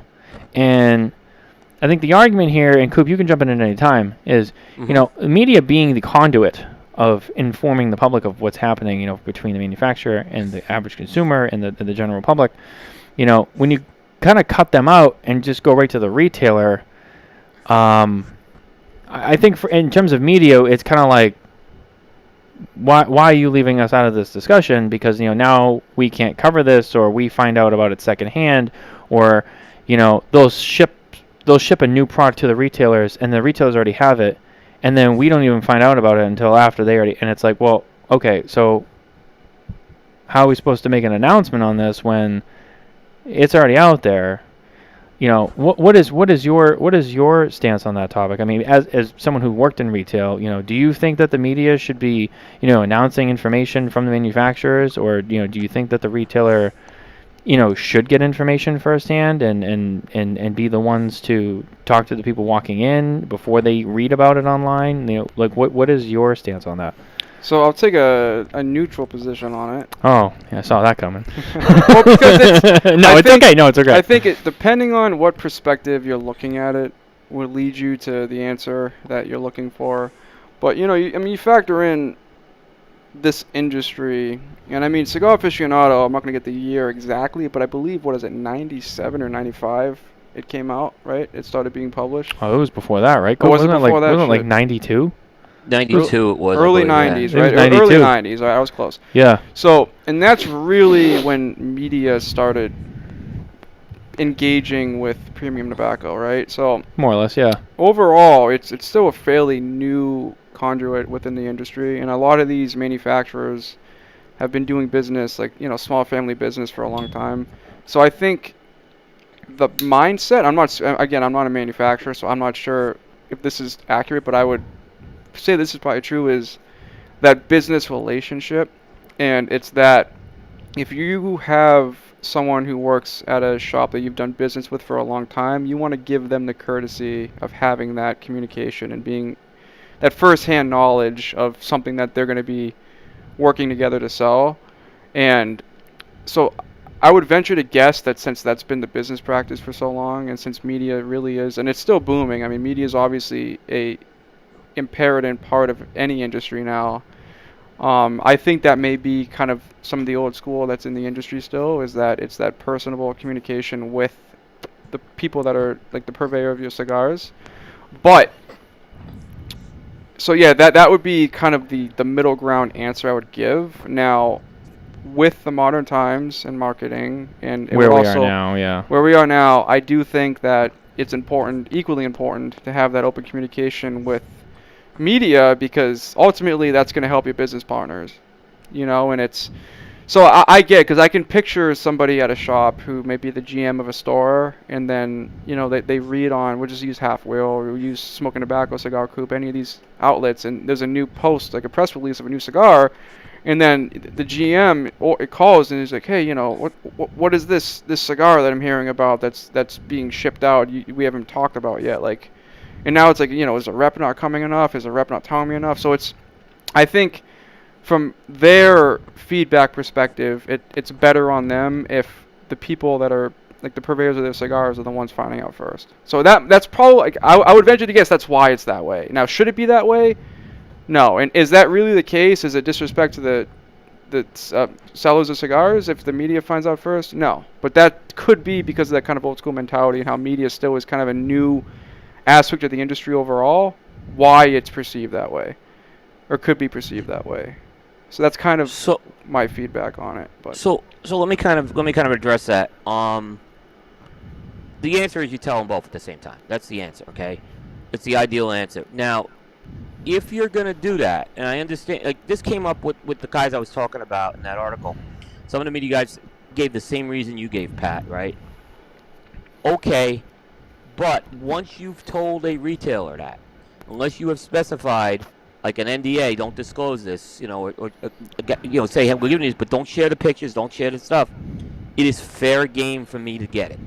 Right. It's totally fair game for me to get it, and I'm sorry, and I got my hand slapped 2 years ago because the sales teams were telling retailers and giving them. There was a cigar that came out, and it was the Placencia cigar. I'll tell you, it was the FIFA, the one that was kind of had the FIFA theme, and they were telling retailers it was a FIFA cigar, right? And I got the information, I put it, and I got blasted by them, right? Saying, why are you saying this is a FIFA cigar? I said, you guys told the retailers that. No, we didn't. And I showed them proof, right? Their sales teams were giving them collateral saying it was a FIFA. I said, you guys made this mess. I said, not me, okay? It's fair game. You shouldn't have told anyone to told everyone, right? There was another release recently that was embargoed, okay? That they did send it to some retailers for the reasons that you said, but they specifically said don't share this with social media or media. And by the way, I got it and I sat on it. I did not until it actually was an embargo date, and the second the embargo date was lifted, I went and put it. That's so it's fair. What I'm saying is, it's in a 24/7 news cycle. It's fair game. Most Correct. companies don't leverage that option, saying, and here was the irony: is the reason why it was delayed is because they wanted Aficionado to have it next, right? So that's a whole other story, right? So they wanted to make sure Aficionado was protected here.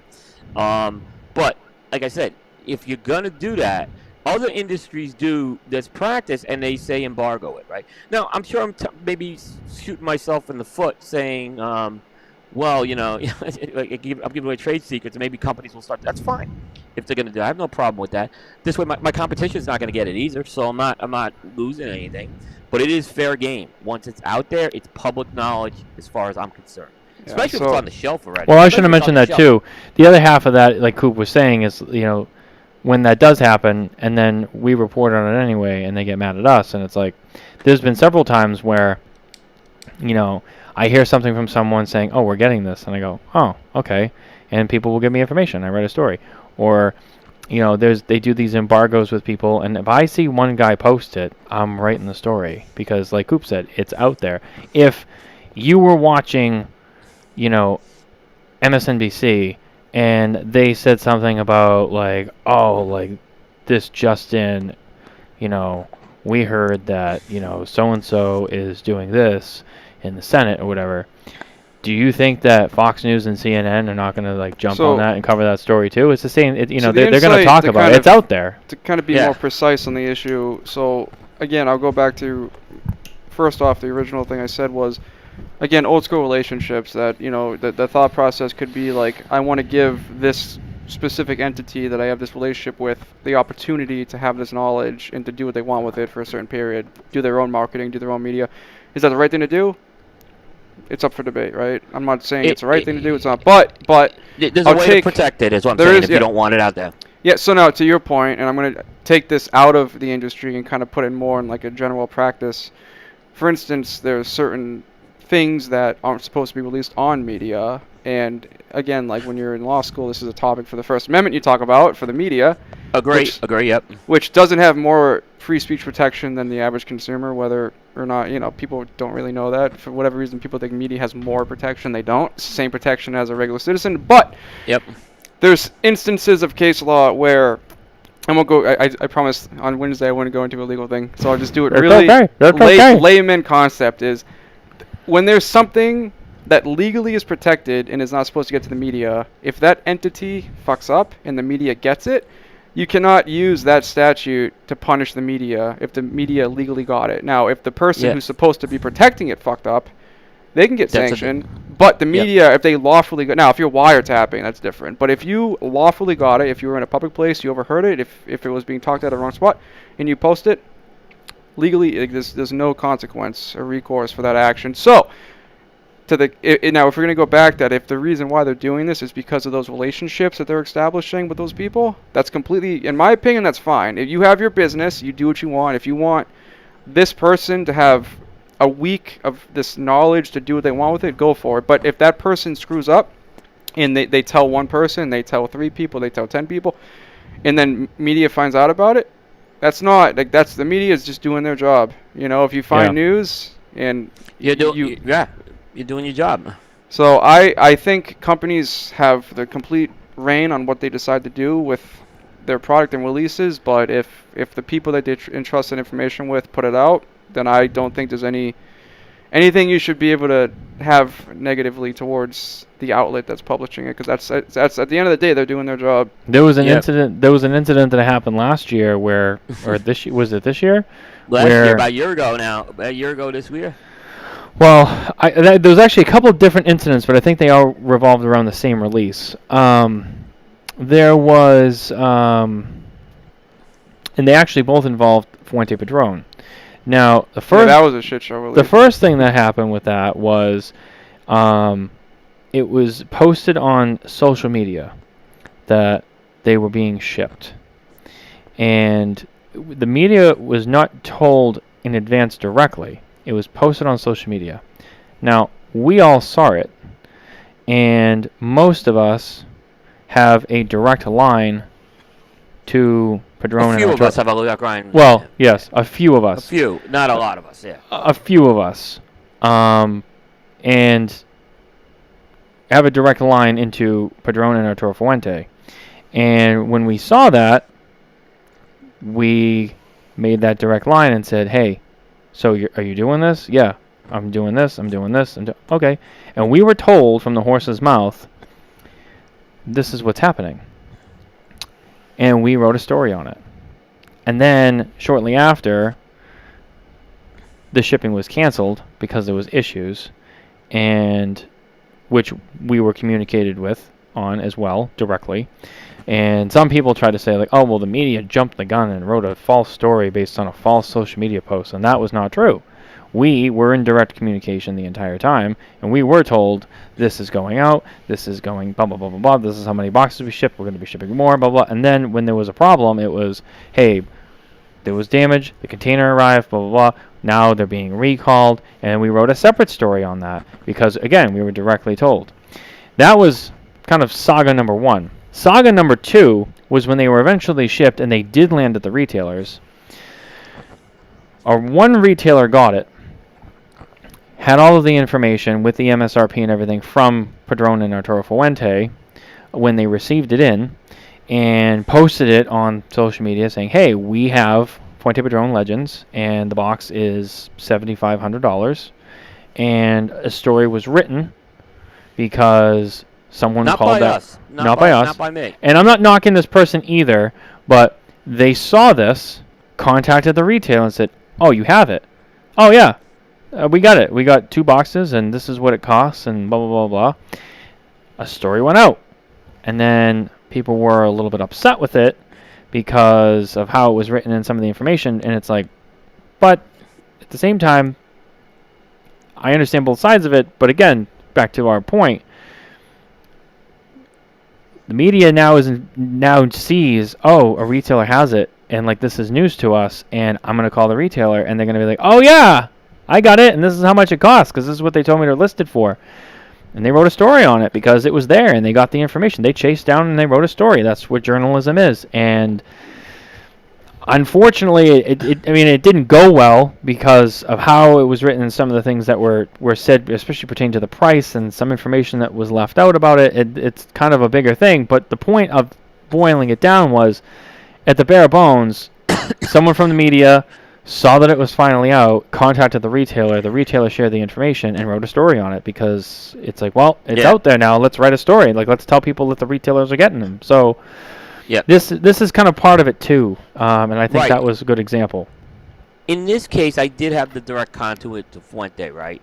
Mm-hmm. And that was one of the big things that Carlito was upset about with that was the story wasn't being told about the charitable angle, and it wasn't told. That's their fault. Carlito admitted that was their mistake, and he said on our show, we should have did a press release on this. We handled this bad, and it won't happen again. And he said that on my show. There's a segment. There's been an article on that segment that was in there on Coop. He said that they messed that one up. However, the point is that's what happens. Now, I'm not going to criticize the other media outlet. They should have. I contacted Carlito. When I saw that thing at the retailer, I was already in Vegas. This was like the people were on the plane going to shows. I was on the plane writing that story, and he texted me and said, hey. And I was like, oh. And I was like, I'm just about to post this, too. Or I think I had just posted it, and I had to go back and tweak it a little bit. Because I had probably already got to him, and I said, hey, And he said, I'm really disappointed these guys did. They should have contacted me. They haven't. Carlito doesn't play games with this. If you contact him with a question, he will answer it or he will not. Say, I can't answer it. Right. But he will respond to you. And I happened, like I said, I was already in Vegas a day earlier than everybody else. So I happened to just, be in a place where I can have that conversation with him. But again, I also think it was fair game. That, hey, if you weren't going to put a press release out there on it. So they did, and in fairness, those guys did change the article to correct a few things. So I got to say that, and they did the right thing there. But there was really no need for it to happen, is what I was. It shouldn't have happened. That's that important of a historic release. You should have had tighter controls with that one. Yeah, like I said, the manufacturers have the complete privilege and control over how they do it, and if it gets out, it gets out. Like, you got to trust who you talk to. Like, how many times in the industry has there been a cigar that is supposed to be a secret that everyone finds out about because they trust one or two people with the information, and then it gets spread to like 10, 20, 30, 40, 50, and then everyone knows about it. And then when you do it that way, now it's all he said, she said, they said, and then now whatever gets through the kind of the game of telephone is what's going to get posted. So if you're going to trust people with the information, you have to have something in place to be releasing it yourself, or it's going to get interpreted through the wind tunnel of who's saying it to who. Right. So there was a release by Saka that was announced about a month ago. It was Solita. Yep. Every freaking person in the media was like jumping on it, like talking about this cigar, and they had nothing to say on it other than Saka's releasing a new cigar. I kind of held back because I asked Saka the basic questions that I need for an article, like price, blend, blah blah blah. And Saka said it was coming. He's not ready to read, so I held off on that. I didn't feel I could do a story on that one, and I didn't. However, there's nothing wrong with it what anyone else did either. It was my call to wait because I just didn't think I could do. I didn't think it was but people a lot of people did say they there's people who normally don't report news that were reporting news on that, which was kind of funny. I thought that was the part I was amused by. Like, you're reporting news, like you don't report news on a major release from company XYZ, but somehow like no one reported on the Monte Cristo M, but somehow Saka's Solita, everyone's got to report on it because it's Saka.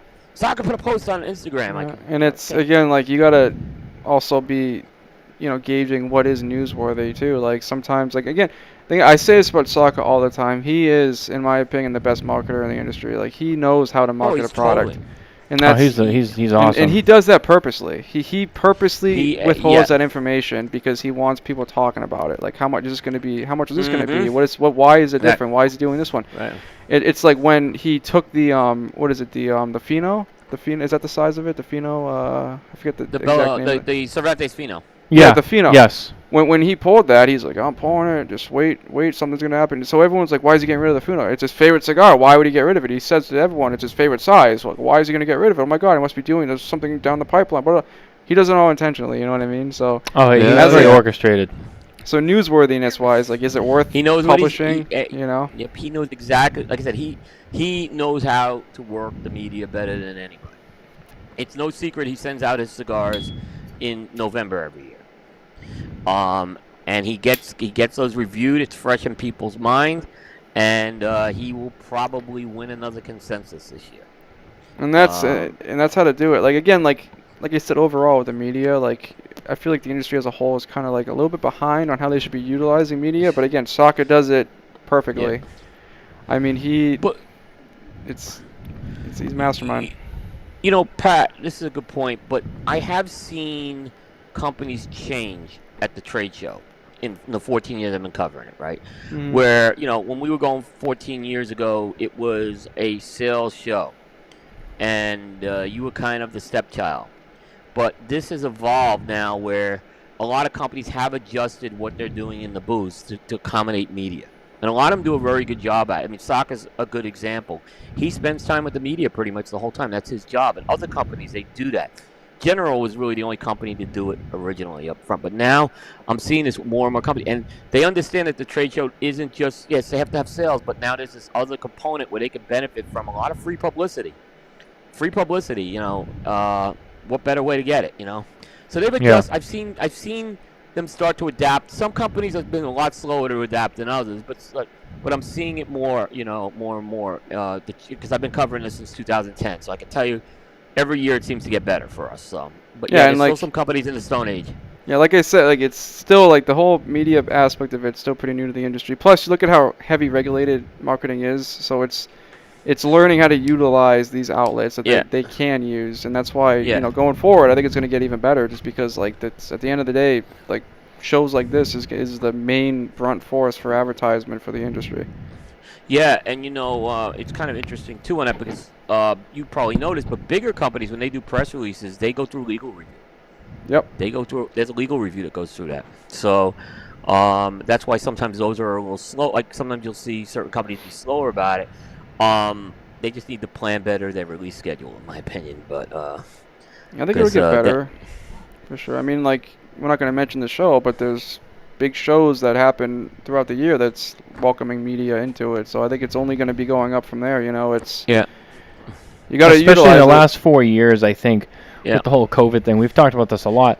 Before COVID, I mean, the industry was still very Stone Age.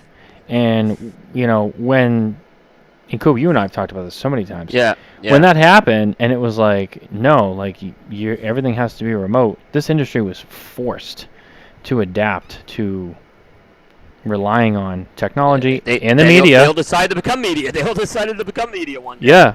But they realized that they had to rely on us because they didn't have sales reps out on the road. They weren't doing events in stores. There were no customers in the stores. Like, it was people were buying cigars. People were buying a lot of cigars because they were home. But how do we reach people?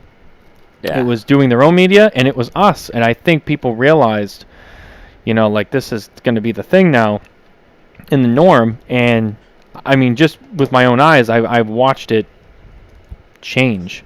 And I think it's still kind of early, but over the next 5-10 years, I think, like, to your point, like, yeah, it's going to continue to change. And, it's just people are now on this of realizing, well, the media does play a pretty important role here. And people listen to us, and like the advertising and all of that, like you were saying, like, yeah, of course. I mean, people watch the shows, they see the names, they hear us talking about stuff. I mean, then they go to the store and they ask you, oh, yeah, I heard this on a show, and, I wanted to know, if you guys have these. And, like, oh, they were talking about this particular cigar. Do you know what it is? Do you guys carry that? And, and I think there's a lot of weight there. You're seeing the average consumer being a lot more informed now because they're watching more of these shows. They're reading more publications on our websites, and they're educating themselves more. And they're coming into. I mean, do you notice that now with customers coming into stores knowing more information than maybe they used to? Yeah, I mean, like whenever there's new releases, like people are going to be going out. Like once the media gets hold that there's stuff shipping, then you start seeing consumers going in the shops looking for those releases. And I mean, even within like I started at Twins in 2020, so literally once New Hampshire opened everything back up was like my first week, and so I saw the difference. I used to see a lot more people coming in with like Cigar Fishing and Auto magazines and like the reviews and like going through the kind of a grocery list with that magazine. And now it's people are just coming in and they're asking for something that we just got, and it's completely different because typically we would have to educate people walking in the door like, hey, we just got the new Papa Saka, we just got it in, it's brand new from Saka, this is the blend or whatever. But now it's people coming in looking for the newest thing. So it's definitely been, over the time I've been in the industry, picked up a lot. Even in the trade show, like the PCA trade show was never talked about in retail setting when I started, but now it's like every year around the time of the show, like people are talking about it in the shop. It's like, like, well, what's getting released at the trade show, blah, blah, blah. It's like, so the consumer engagement with the, industry shows is also increasing as well because, obviously because of the coverage. Because, I mean, like from what I saw, like at the trade show floor, like the amount of that you guys hustle, like, I mean, I saw Matt running around with his friend with like all the camera equipment, sweating, and it's like you guys are like all over the place, and because there's a lot to cover, and it's the media community in this industry is very effective and efficient, but it is very small, and you guys have a lot to cover with such a small base, and it's like you guys are hustling, and it's I think it's definitely growing. Consumers are getting more educated, and it's a good thing. So I think it's only going to get better going forward. Yeah, no, 100%. I mean, we cover the show, we put our content out there, but people will still, message me privately, like, what'd you see at the show? What's coming out? Or they'll ask me specific people, what do they have? Do they have anything good coming out? Like, you know? Oh yeah, they got. Yeah, and it's like, yeah, well, you know, we covered it, you know, but and I answer them too, you know, like, yeah, they got stuff, and people. My point is, people want to know now, you know, and they pay attention to it. They're like, oh, they know it's coming. Like the trade show's coming. This is when like everything's going to be talked about. Now, granted, a lot of things are announced before the show. You know, Coop, as you know, companies will announce this is what we're bringing to the show. So a lot of times you know ahead of time, but still, you know, it's different once you go to the show. There's still a lot of things we discover once we get to the show. You know, there's more information at the show. Like, oh, we have this coming out, and we're gonna show it at the show. And then you get to the show. Then they talk about, you know, well, this is what it is. This is how many we're gonna make. This is when we're sending it. So it's something that people do pay attention to, and we are the primary focus of it. I mean, the retailers they walk the show, and they order stuff and whatever, but the consumer, before they even get in the store, they're hearing it from us. So when they get to you, it's like they already know, like, oh, I know Saka's got this coming out. When's it coming in? Or can I pre-order it? You know, can I, you know, whatever. How many boxes are you getting? I want at least one. You know, like they already know. So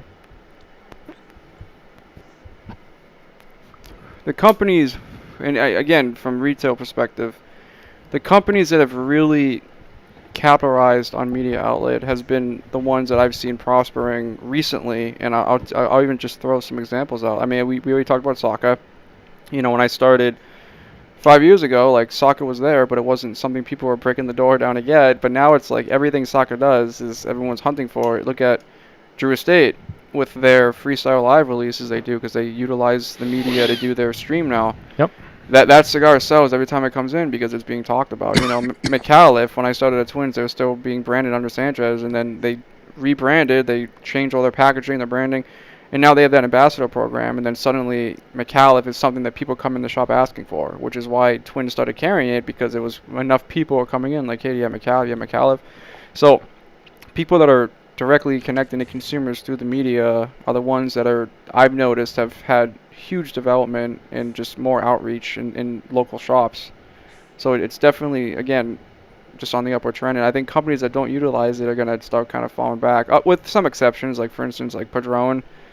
They don't have reps. They don't have anything like that. But it's Padron, so it's always going to sell. It's always going to sell. They've Fuente too. I mean, Fuente has some media presence, like they do, again, like Meet the Professor during COVID. They had some, you know, that wasn't like specifically a Fuente thing, but Carlito was on it, Jose was on it, Jeremiah Marifel was on it, and it got consumers talking about Fuente, right? So it's the companies that have been utilizing it have been capitalizing and growing. So I'm expecting to see a movement that people that are going to embrace it are going to start prospering, where people that are kind of trying to stick with the old things, unless you're a solidified legacy brand, are going to kind of fall back. Now, I'm pretty, like, here's another example. Like, you mentioned Padron, right? The 60th just went out to the stores. Twins is sold out. Two guys are sold out. They were sold out before we even put them out. Jay, I'm pretty sure you carry Padron. I'm pretty sure you got 60th anniversary. I'm willing to bet yours were gone. If they weren't already spoken for when they came in, they were gone within 24 hours of getting into the store. And like you said, there's no sales reps. I mean, they didn't send out an announcement. The topic you're talking about, like, even though it was a shit show of a release, the Padron Fuente collaboration, like, they said themselves that they fucked up. You know, they weren't telling anyone about it, but everyone throughout that 2-year period it was teased has been asking about it. It's not because Fuente or Padron's advertising it. That's coming from media coverage. Right, and that was one of the most anticipated releases within the time me being in the industry, and it's because of the media getting behind it and trying to and putting it out there and everyone seeing it. You know, I believe, and Jay said we have 3.5 of our full box. I believe he means sold. They've already sold 3.5 of their, so they only have half a box left. Yeah, we didn't even get. I'm surprised he still has that, to be honest with you. Yeah, when you asked about the 60, like, I doubted we had any left at Twins. And there's one box, but they're not even doing singles anymore because they're basically all accounted for. Like, once someone knows that there's a box, they're gone, you know? We sold 5 full boxes of the Legend cigars, easy peasy. Yeah, we didn't even at that price point. I mean, that's well, you gone. get, like, you get hardcore people looking for, especially with Oh, the yeah. anticipation for it. I mean, it's gone. It's stuff like that. I mean, and then that's another discussion about how all these companies are releasing expensive cigars. So most of them, I think, are misses. Like people buy them, but it's not like box worthy. But Yeah. yeah, the Fuente Padron, I'm not shocked that it sold well, but it is impressive. Like the big gap that like you rarely. Yeah. Like the only really, really expensive cigar that I knew of when I started was the His Majesty Reserve from Gurkha. I think it's like $700, and it was like a They're more unicorn now thing. too. It was like a unicorn thing, and it's like, how the hell is a cigar $750? And now it's like you see more and more expensive price tags getting put out, and I mean they are selling. Like again, the Fuente Padron is, I think, MSRP, if you factor the humidor in, which you're paying for when you buy the single. I think it's $750. It's in the $700 range. And it's funny. I've asked Juan Lopez about that, and then the other one's like $1 million. I'm like, how many of those do you actually sell? And he's like, bro, you would be surprised.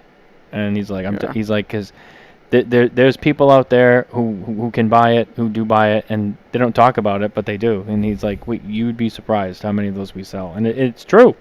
They actually do. And they're out there. People are not really talking about it. You don't really see them post on social media, but there's someone out there who can and spends the money on it, and it's fascinating. It really is. It's fascinating to see some of the products that come out and how fast they sell, and you're like, wow, that's an expensive cigar, and then within a day they're gone. What? Yeah. I also see it is, again, I think maybe it's because of the money that's being spent with the Cuban market being based on China's economy, but like it seems every company almost has like a quota that they have to put out like a $100 or something cigar now. It's like everyone's got to do it. Well, Coop, we talked about this recently with everyone starting to come out with that $100 plus. Altadas came out with the Doble Diamante for $150. Rocky Patel came out with the Conviction, which was $100. Esencia has that the Fuego. I forget what they call it. The one with the Tempe wrapper. Yeah.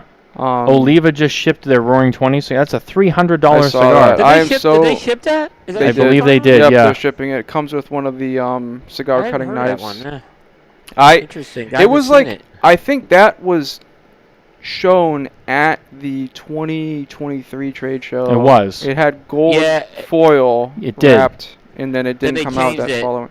Yes. They changed that 24 with the cutter because it was there at the 24 and. I had to ask the question, basically, what happened to the gold foil? So it fell apart, basically. Well, the project fell apart, not the cigar. But yeah, they've done a terrible job at marketing that thing. I'm sorry, $300 you got to create a little more buzz. You have to. And I like the theme, but I also, when it comes to tying that theme into Oliva, it doesn't make sense to me. Like, I like it, like, as an American, I love the theme. But I don't see how that identity is being meshed with Oliva. Yeah. Yeah. The best, like, one of these, the best company I think did the marketing around their cigar for that 3-digit price point, we'll take soccer out of it, was Rocky Patel with the Conviction. They had a whole campaign around that. They did a good job. They did. Yeah. They did. And they created interest with that. And I normally don't think of Rocky Patel as a marketing like juggernaut, and they're not, right? They miss in a lot of areas with Mario, but they did a good job with that one. Now, it's a good cigar. I like you had it? Mm-hmm. Yeah. It is. It's one of the highest scoring cigars on Coop this year. It did very well. There's another cigar at Coop. It's funny. Yeah. But it won't get number one, but it's very, very going to be highly ranked. Yeah. And the thing about the Conviction is, and I've had the privilege of having a few samples of it, is the thing is, like, when you, especially coming from like the retail, I feel like I've said that a lot tonight. I apologize, but no, it's okay. No, it's good. This is good. No, yeah, you bring a unique aspect. Absolutely, yeah. This is good. When you're selling a product like that, it's not a box sale. Now, granted, especially the Conviction box is a beautiful box. Like, I think this year that was probably. I would say that was the best box this year, 100%. In terms of packaging design. Packaging, yes. Yeah. Not the. I gave Rocky shit for it. Not the Tubo. The Tubo, I think, was supposed to be like actual like heavy metal gold, like not gold, but like metal, like heavy. It's just plastic. But the box itself is beautiful, and in the branding, frankly, it looks like an expensive cigar. Like, it's Mhm. branded that way. It has that gold kind of platinum look to it. It's got the special But- feel that gets you excited about it. Yeah, but typically that's not a box buy from a retail perspective. It's tough to market because a lot of consumers, I'd say 90% of your consumers don't see the value in buying a $100 cigar, because at the end of the day it lasts 2 hours. You can buy, I could buy a box of this for that price. I could have smoke for a month. But when it comes to something like that, if it's, it really needs to perform. It has to be a good cigar. It has to. And it doesn't have to be substantially better than other offerings in that brand. It just has to be a little bit better, because what I see is it's something you buy when you have a reason to smoke it, right? Like, when it's adding, because again, cigar smoking is an experience. Like, it's not just about the product itself. It's about why you're smoking it, who you're smoking it with, what the event is that you're having a cigar for, and the company you have, right? So when you're selling something like that, it has to fit that role. Like, it has to have something that's going to be a staple in that moment that you have.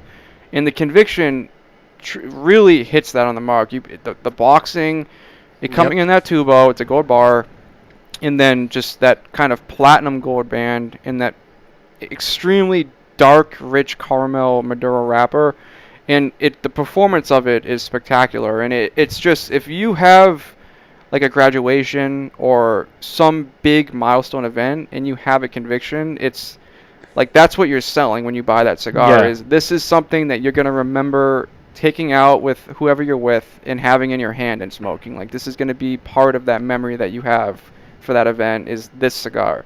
And that's why you buy it. It's not something it's a Thursday night, you got off work, you're off Friday morning, right? And you want something to smoke that night. That's not why you're buying something like that. It's something to add to the experience of whatever the event is. And no, you can go, Coop. Yeah, no, that and the fact that they're trying to sell, like, what I call to that Rob Report audience with the Rolex watch. That would be the other audience I would be. Your point to, like, the average consumer, that's what you would do that for. But I think they're actually trying to do that where you have a $100 cigar that you could sell to a certain clientele, and Rocky Patel's a name enough brand where you can get away with that. Yeah, and I think a lot of people have tried doing it, and some people work, some don't. I mean, we're talking about Saka. I mean, again, marketing genius. He marketed the unicorn vigorously, and the cigar molds for this are expensive. It's unique. It took me this much to do. I have 10,000 pounds of tobacco. I hand select all the tobacco from. Cool. But again, it's the branding and that experience when you buy that cigar. Again, like, it has the. It's not a, yeah, well, it's obviously the unicorn, but it looks like a retro Mustang. Like, the packaging, especially like the brulee, that kind of antique blue. Like, it looks like you're buying an expensive product. Like, the branding just hits everything on the mark, and it's that unique shape. It's something you're gonna remember. It's based on, like, that old school kind of Tom and Jerry cartoon cigar that you would see. Yeah. It's something you're gonna remember. You're gonna remember. You might not remember what it tastes like, but you're gonna remember having that cigar when you're smoking. And that's what you're doing. Now, some brands try to release expensive cigars without having that behind it, and it's a flop, and it's hard to sell, right? But it's, from the retail perspective, like, that's how that sells. And the conviction, I will say, I smoked very well, and it did well in the shop too. It was a repeat purchase. We sold to a good amount of boxes. And then there's other companies that I won't name that tried doing the same thing, and it just was a flop. And we still have them. We have plenty of them, right? So. Yep. Yeah, I mean, in Coop, we've talked about this before. We've seen a lot of this kind of come and go with different people over the years, where some of these products come in and they're great, and sometimes they come in and, like Pat said, they flop. And there's many different reasons for it. Some of it even goes into the limited aspect. There are too many limiteds. So these companies got all these limited products, and they come at high price points, and they charge us, but, well, it's limited and special, so it's expensive and you should buy it. And it's like, well, sometimes that's just not enough. People want to know. What it's not just, okay, I understand it's limited, but, like. And the tough thing you run into is when a brand who is traditionally within that $10 to $15 market puts something out, even if it's a $30 cigar. It doesn't have to be $100, but they put something out that's substantially more expensive than their identity, Mhm. that's when you run into a problem, because that's tough to sell. Like, why is this cigar something that this consumer is going to buy? Because if it's not someone that traditionally smokes that brand, they're not going to spend that money to get that cigar as it is. They're going to try to maybe smoke the core line stuff. But if you're going to do something so substantially, and that's why Rocky can get away with it. Rocky doesn't make $100 cigars. I think the most expensive cigar he makes now is probably the DBS. It's like $24, $25. Yeah. But again, that branding that he has, it has that kind of elegant prestige to it.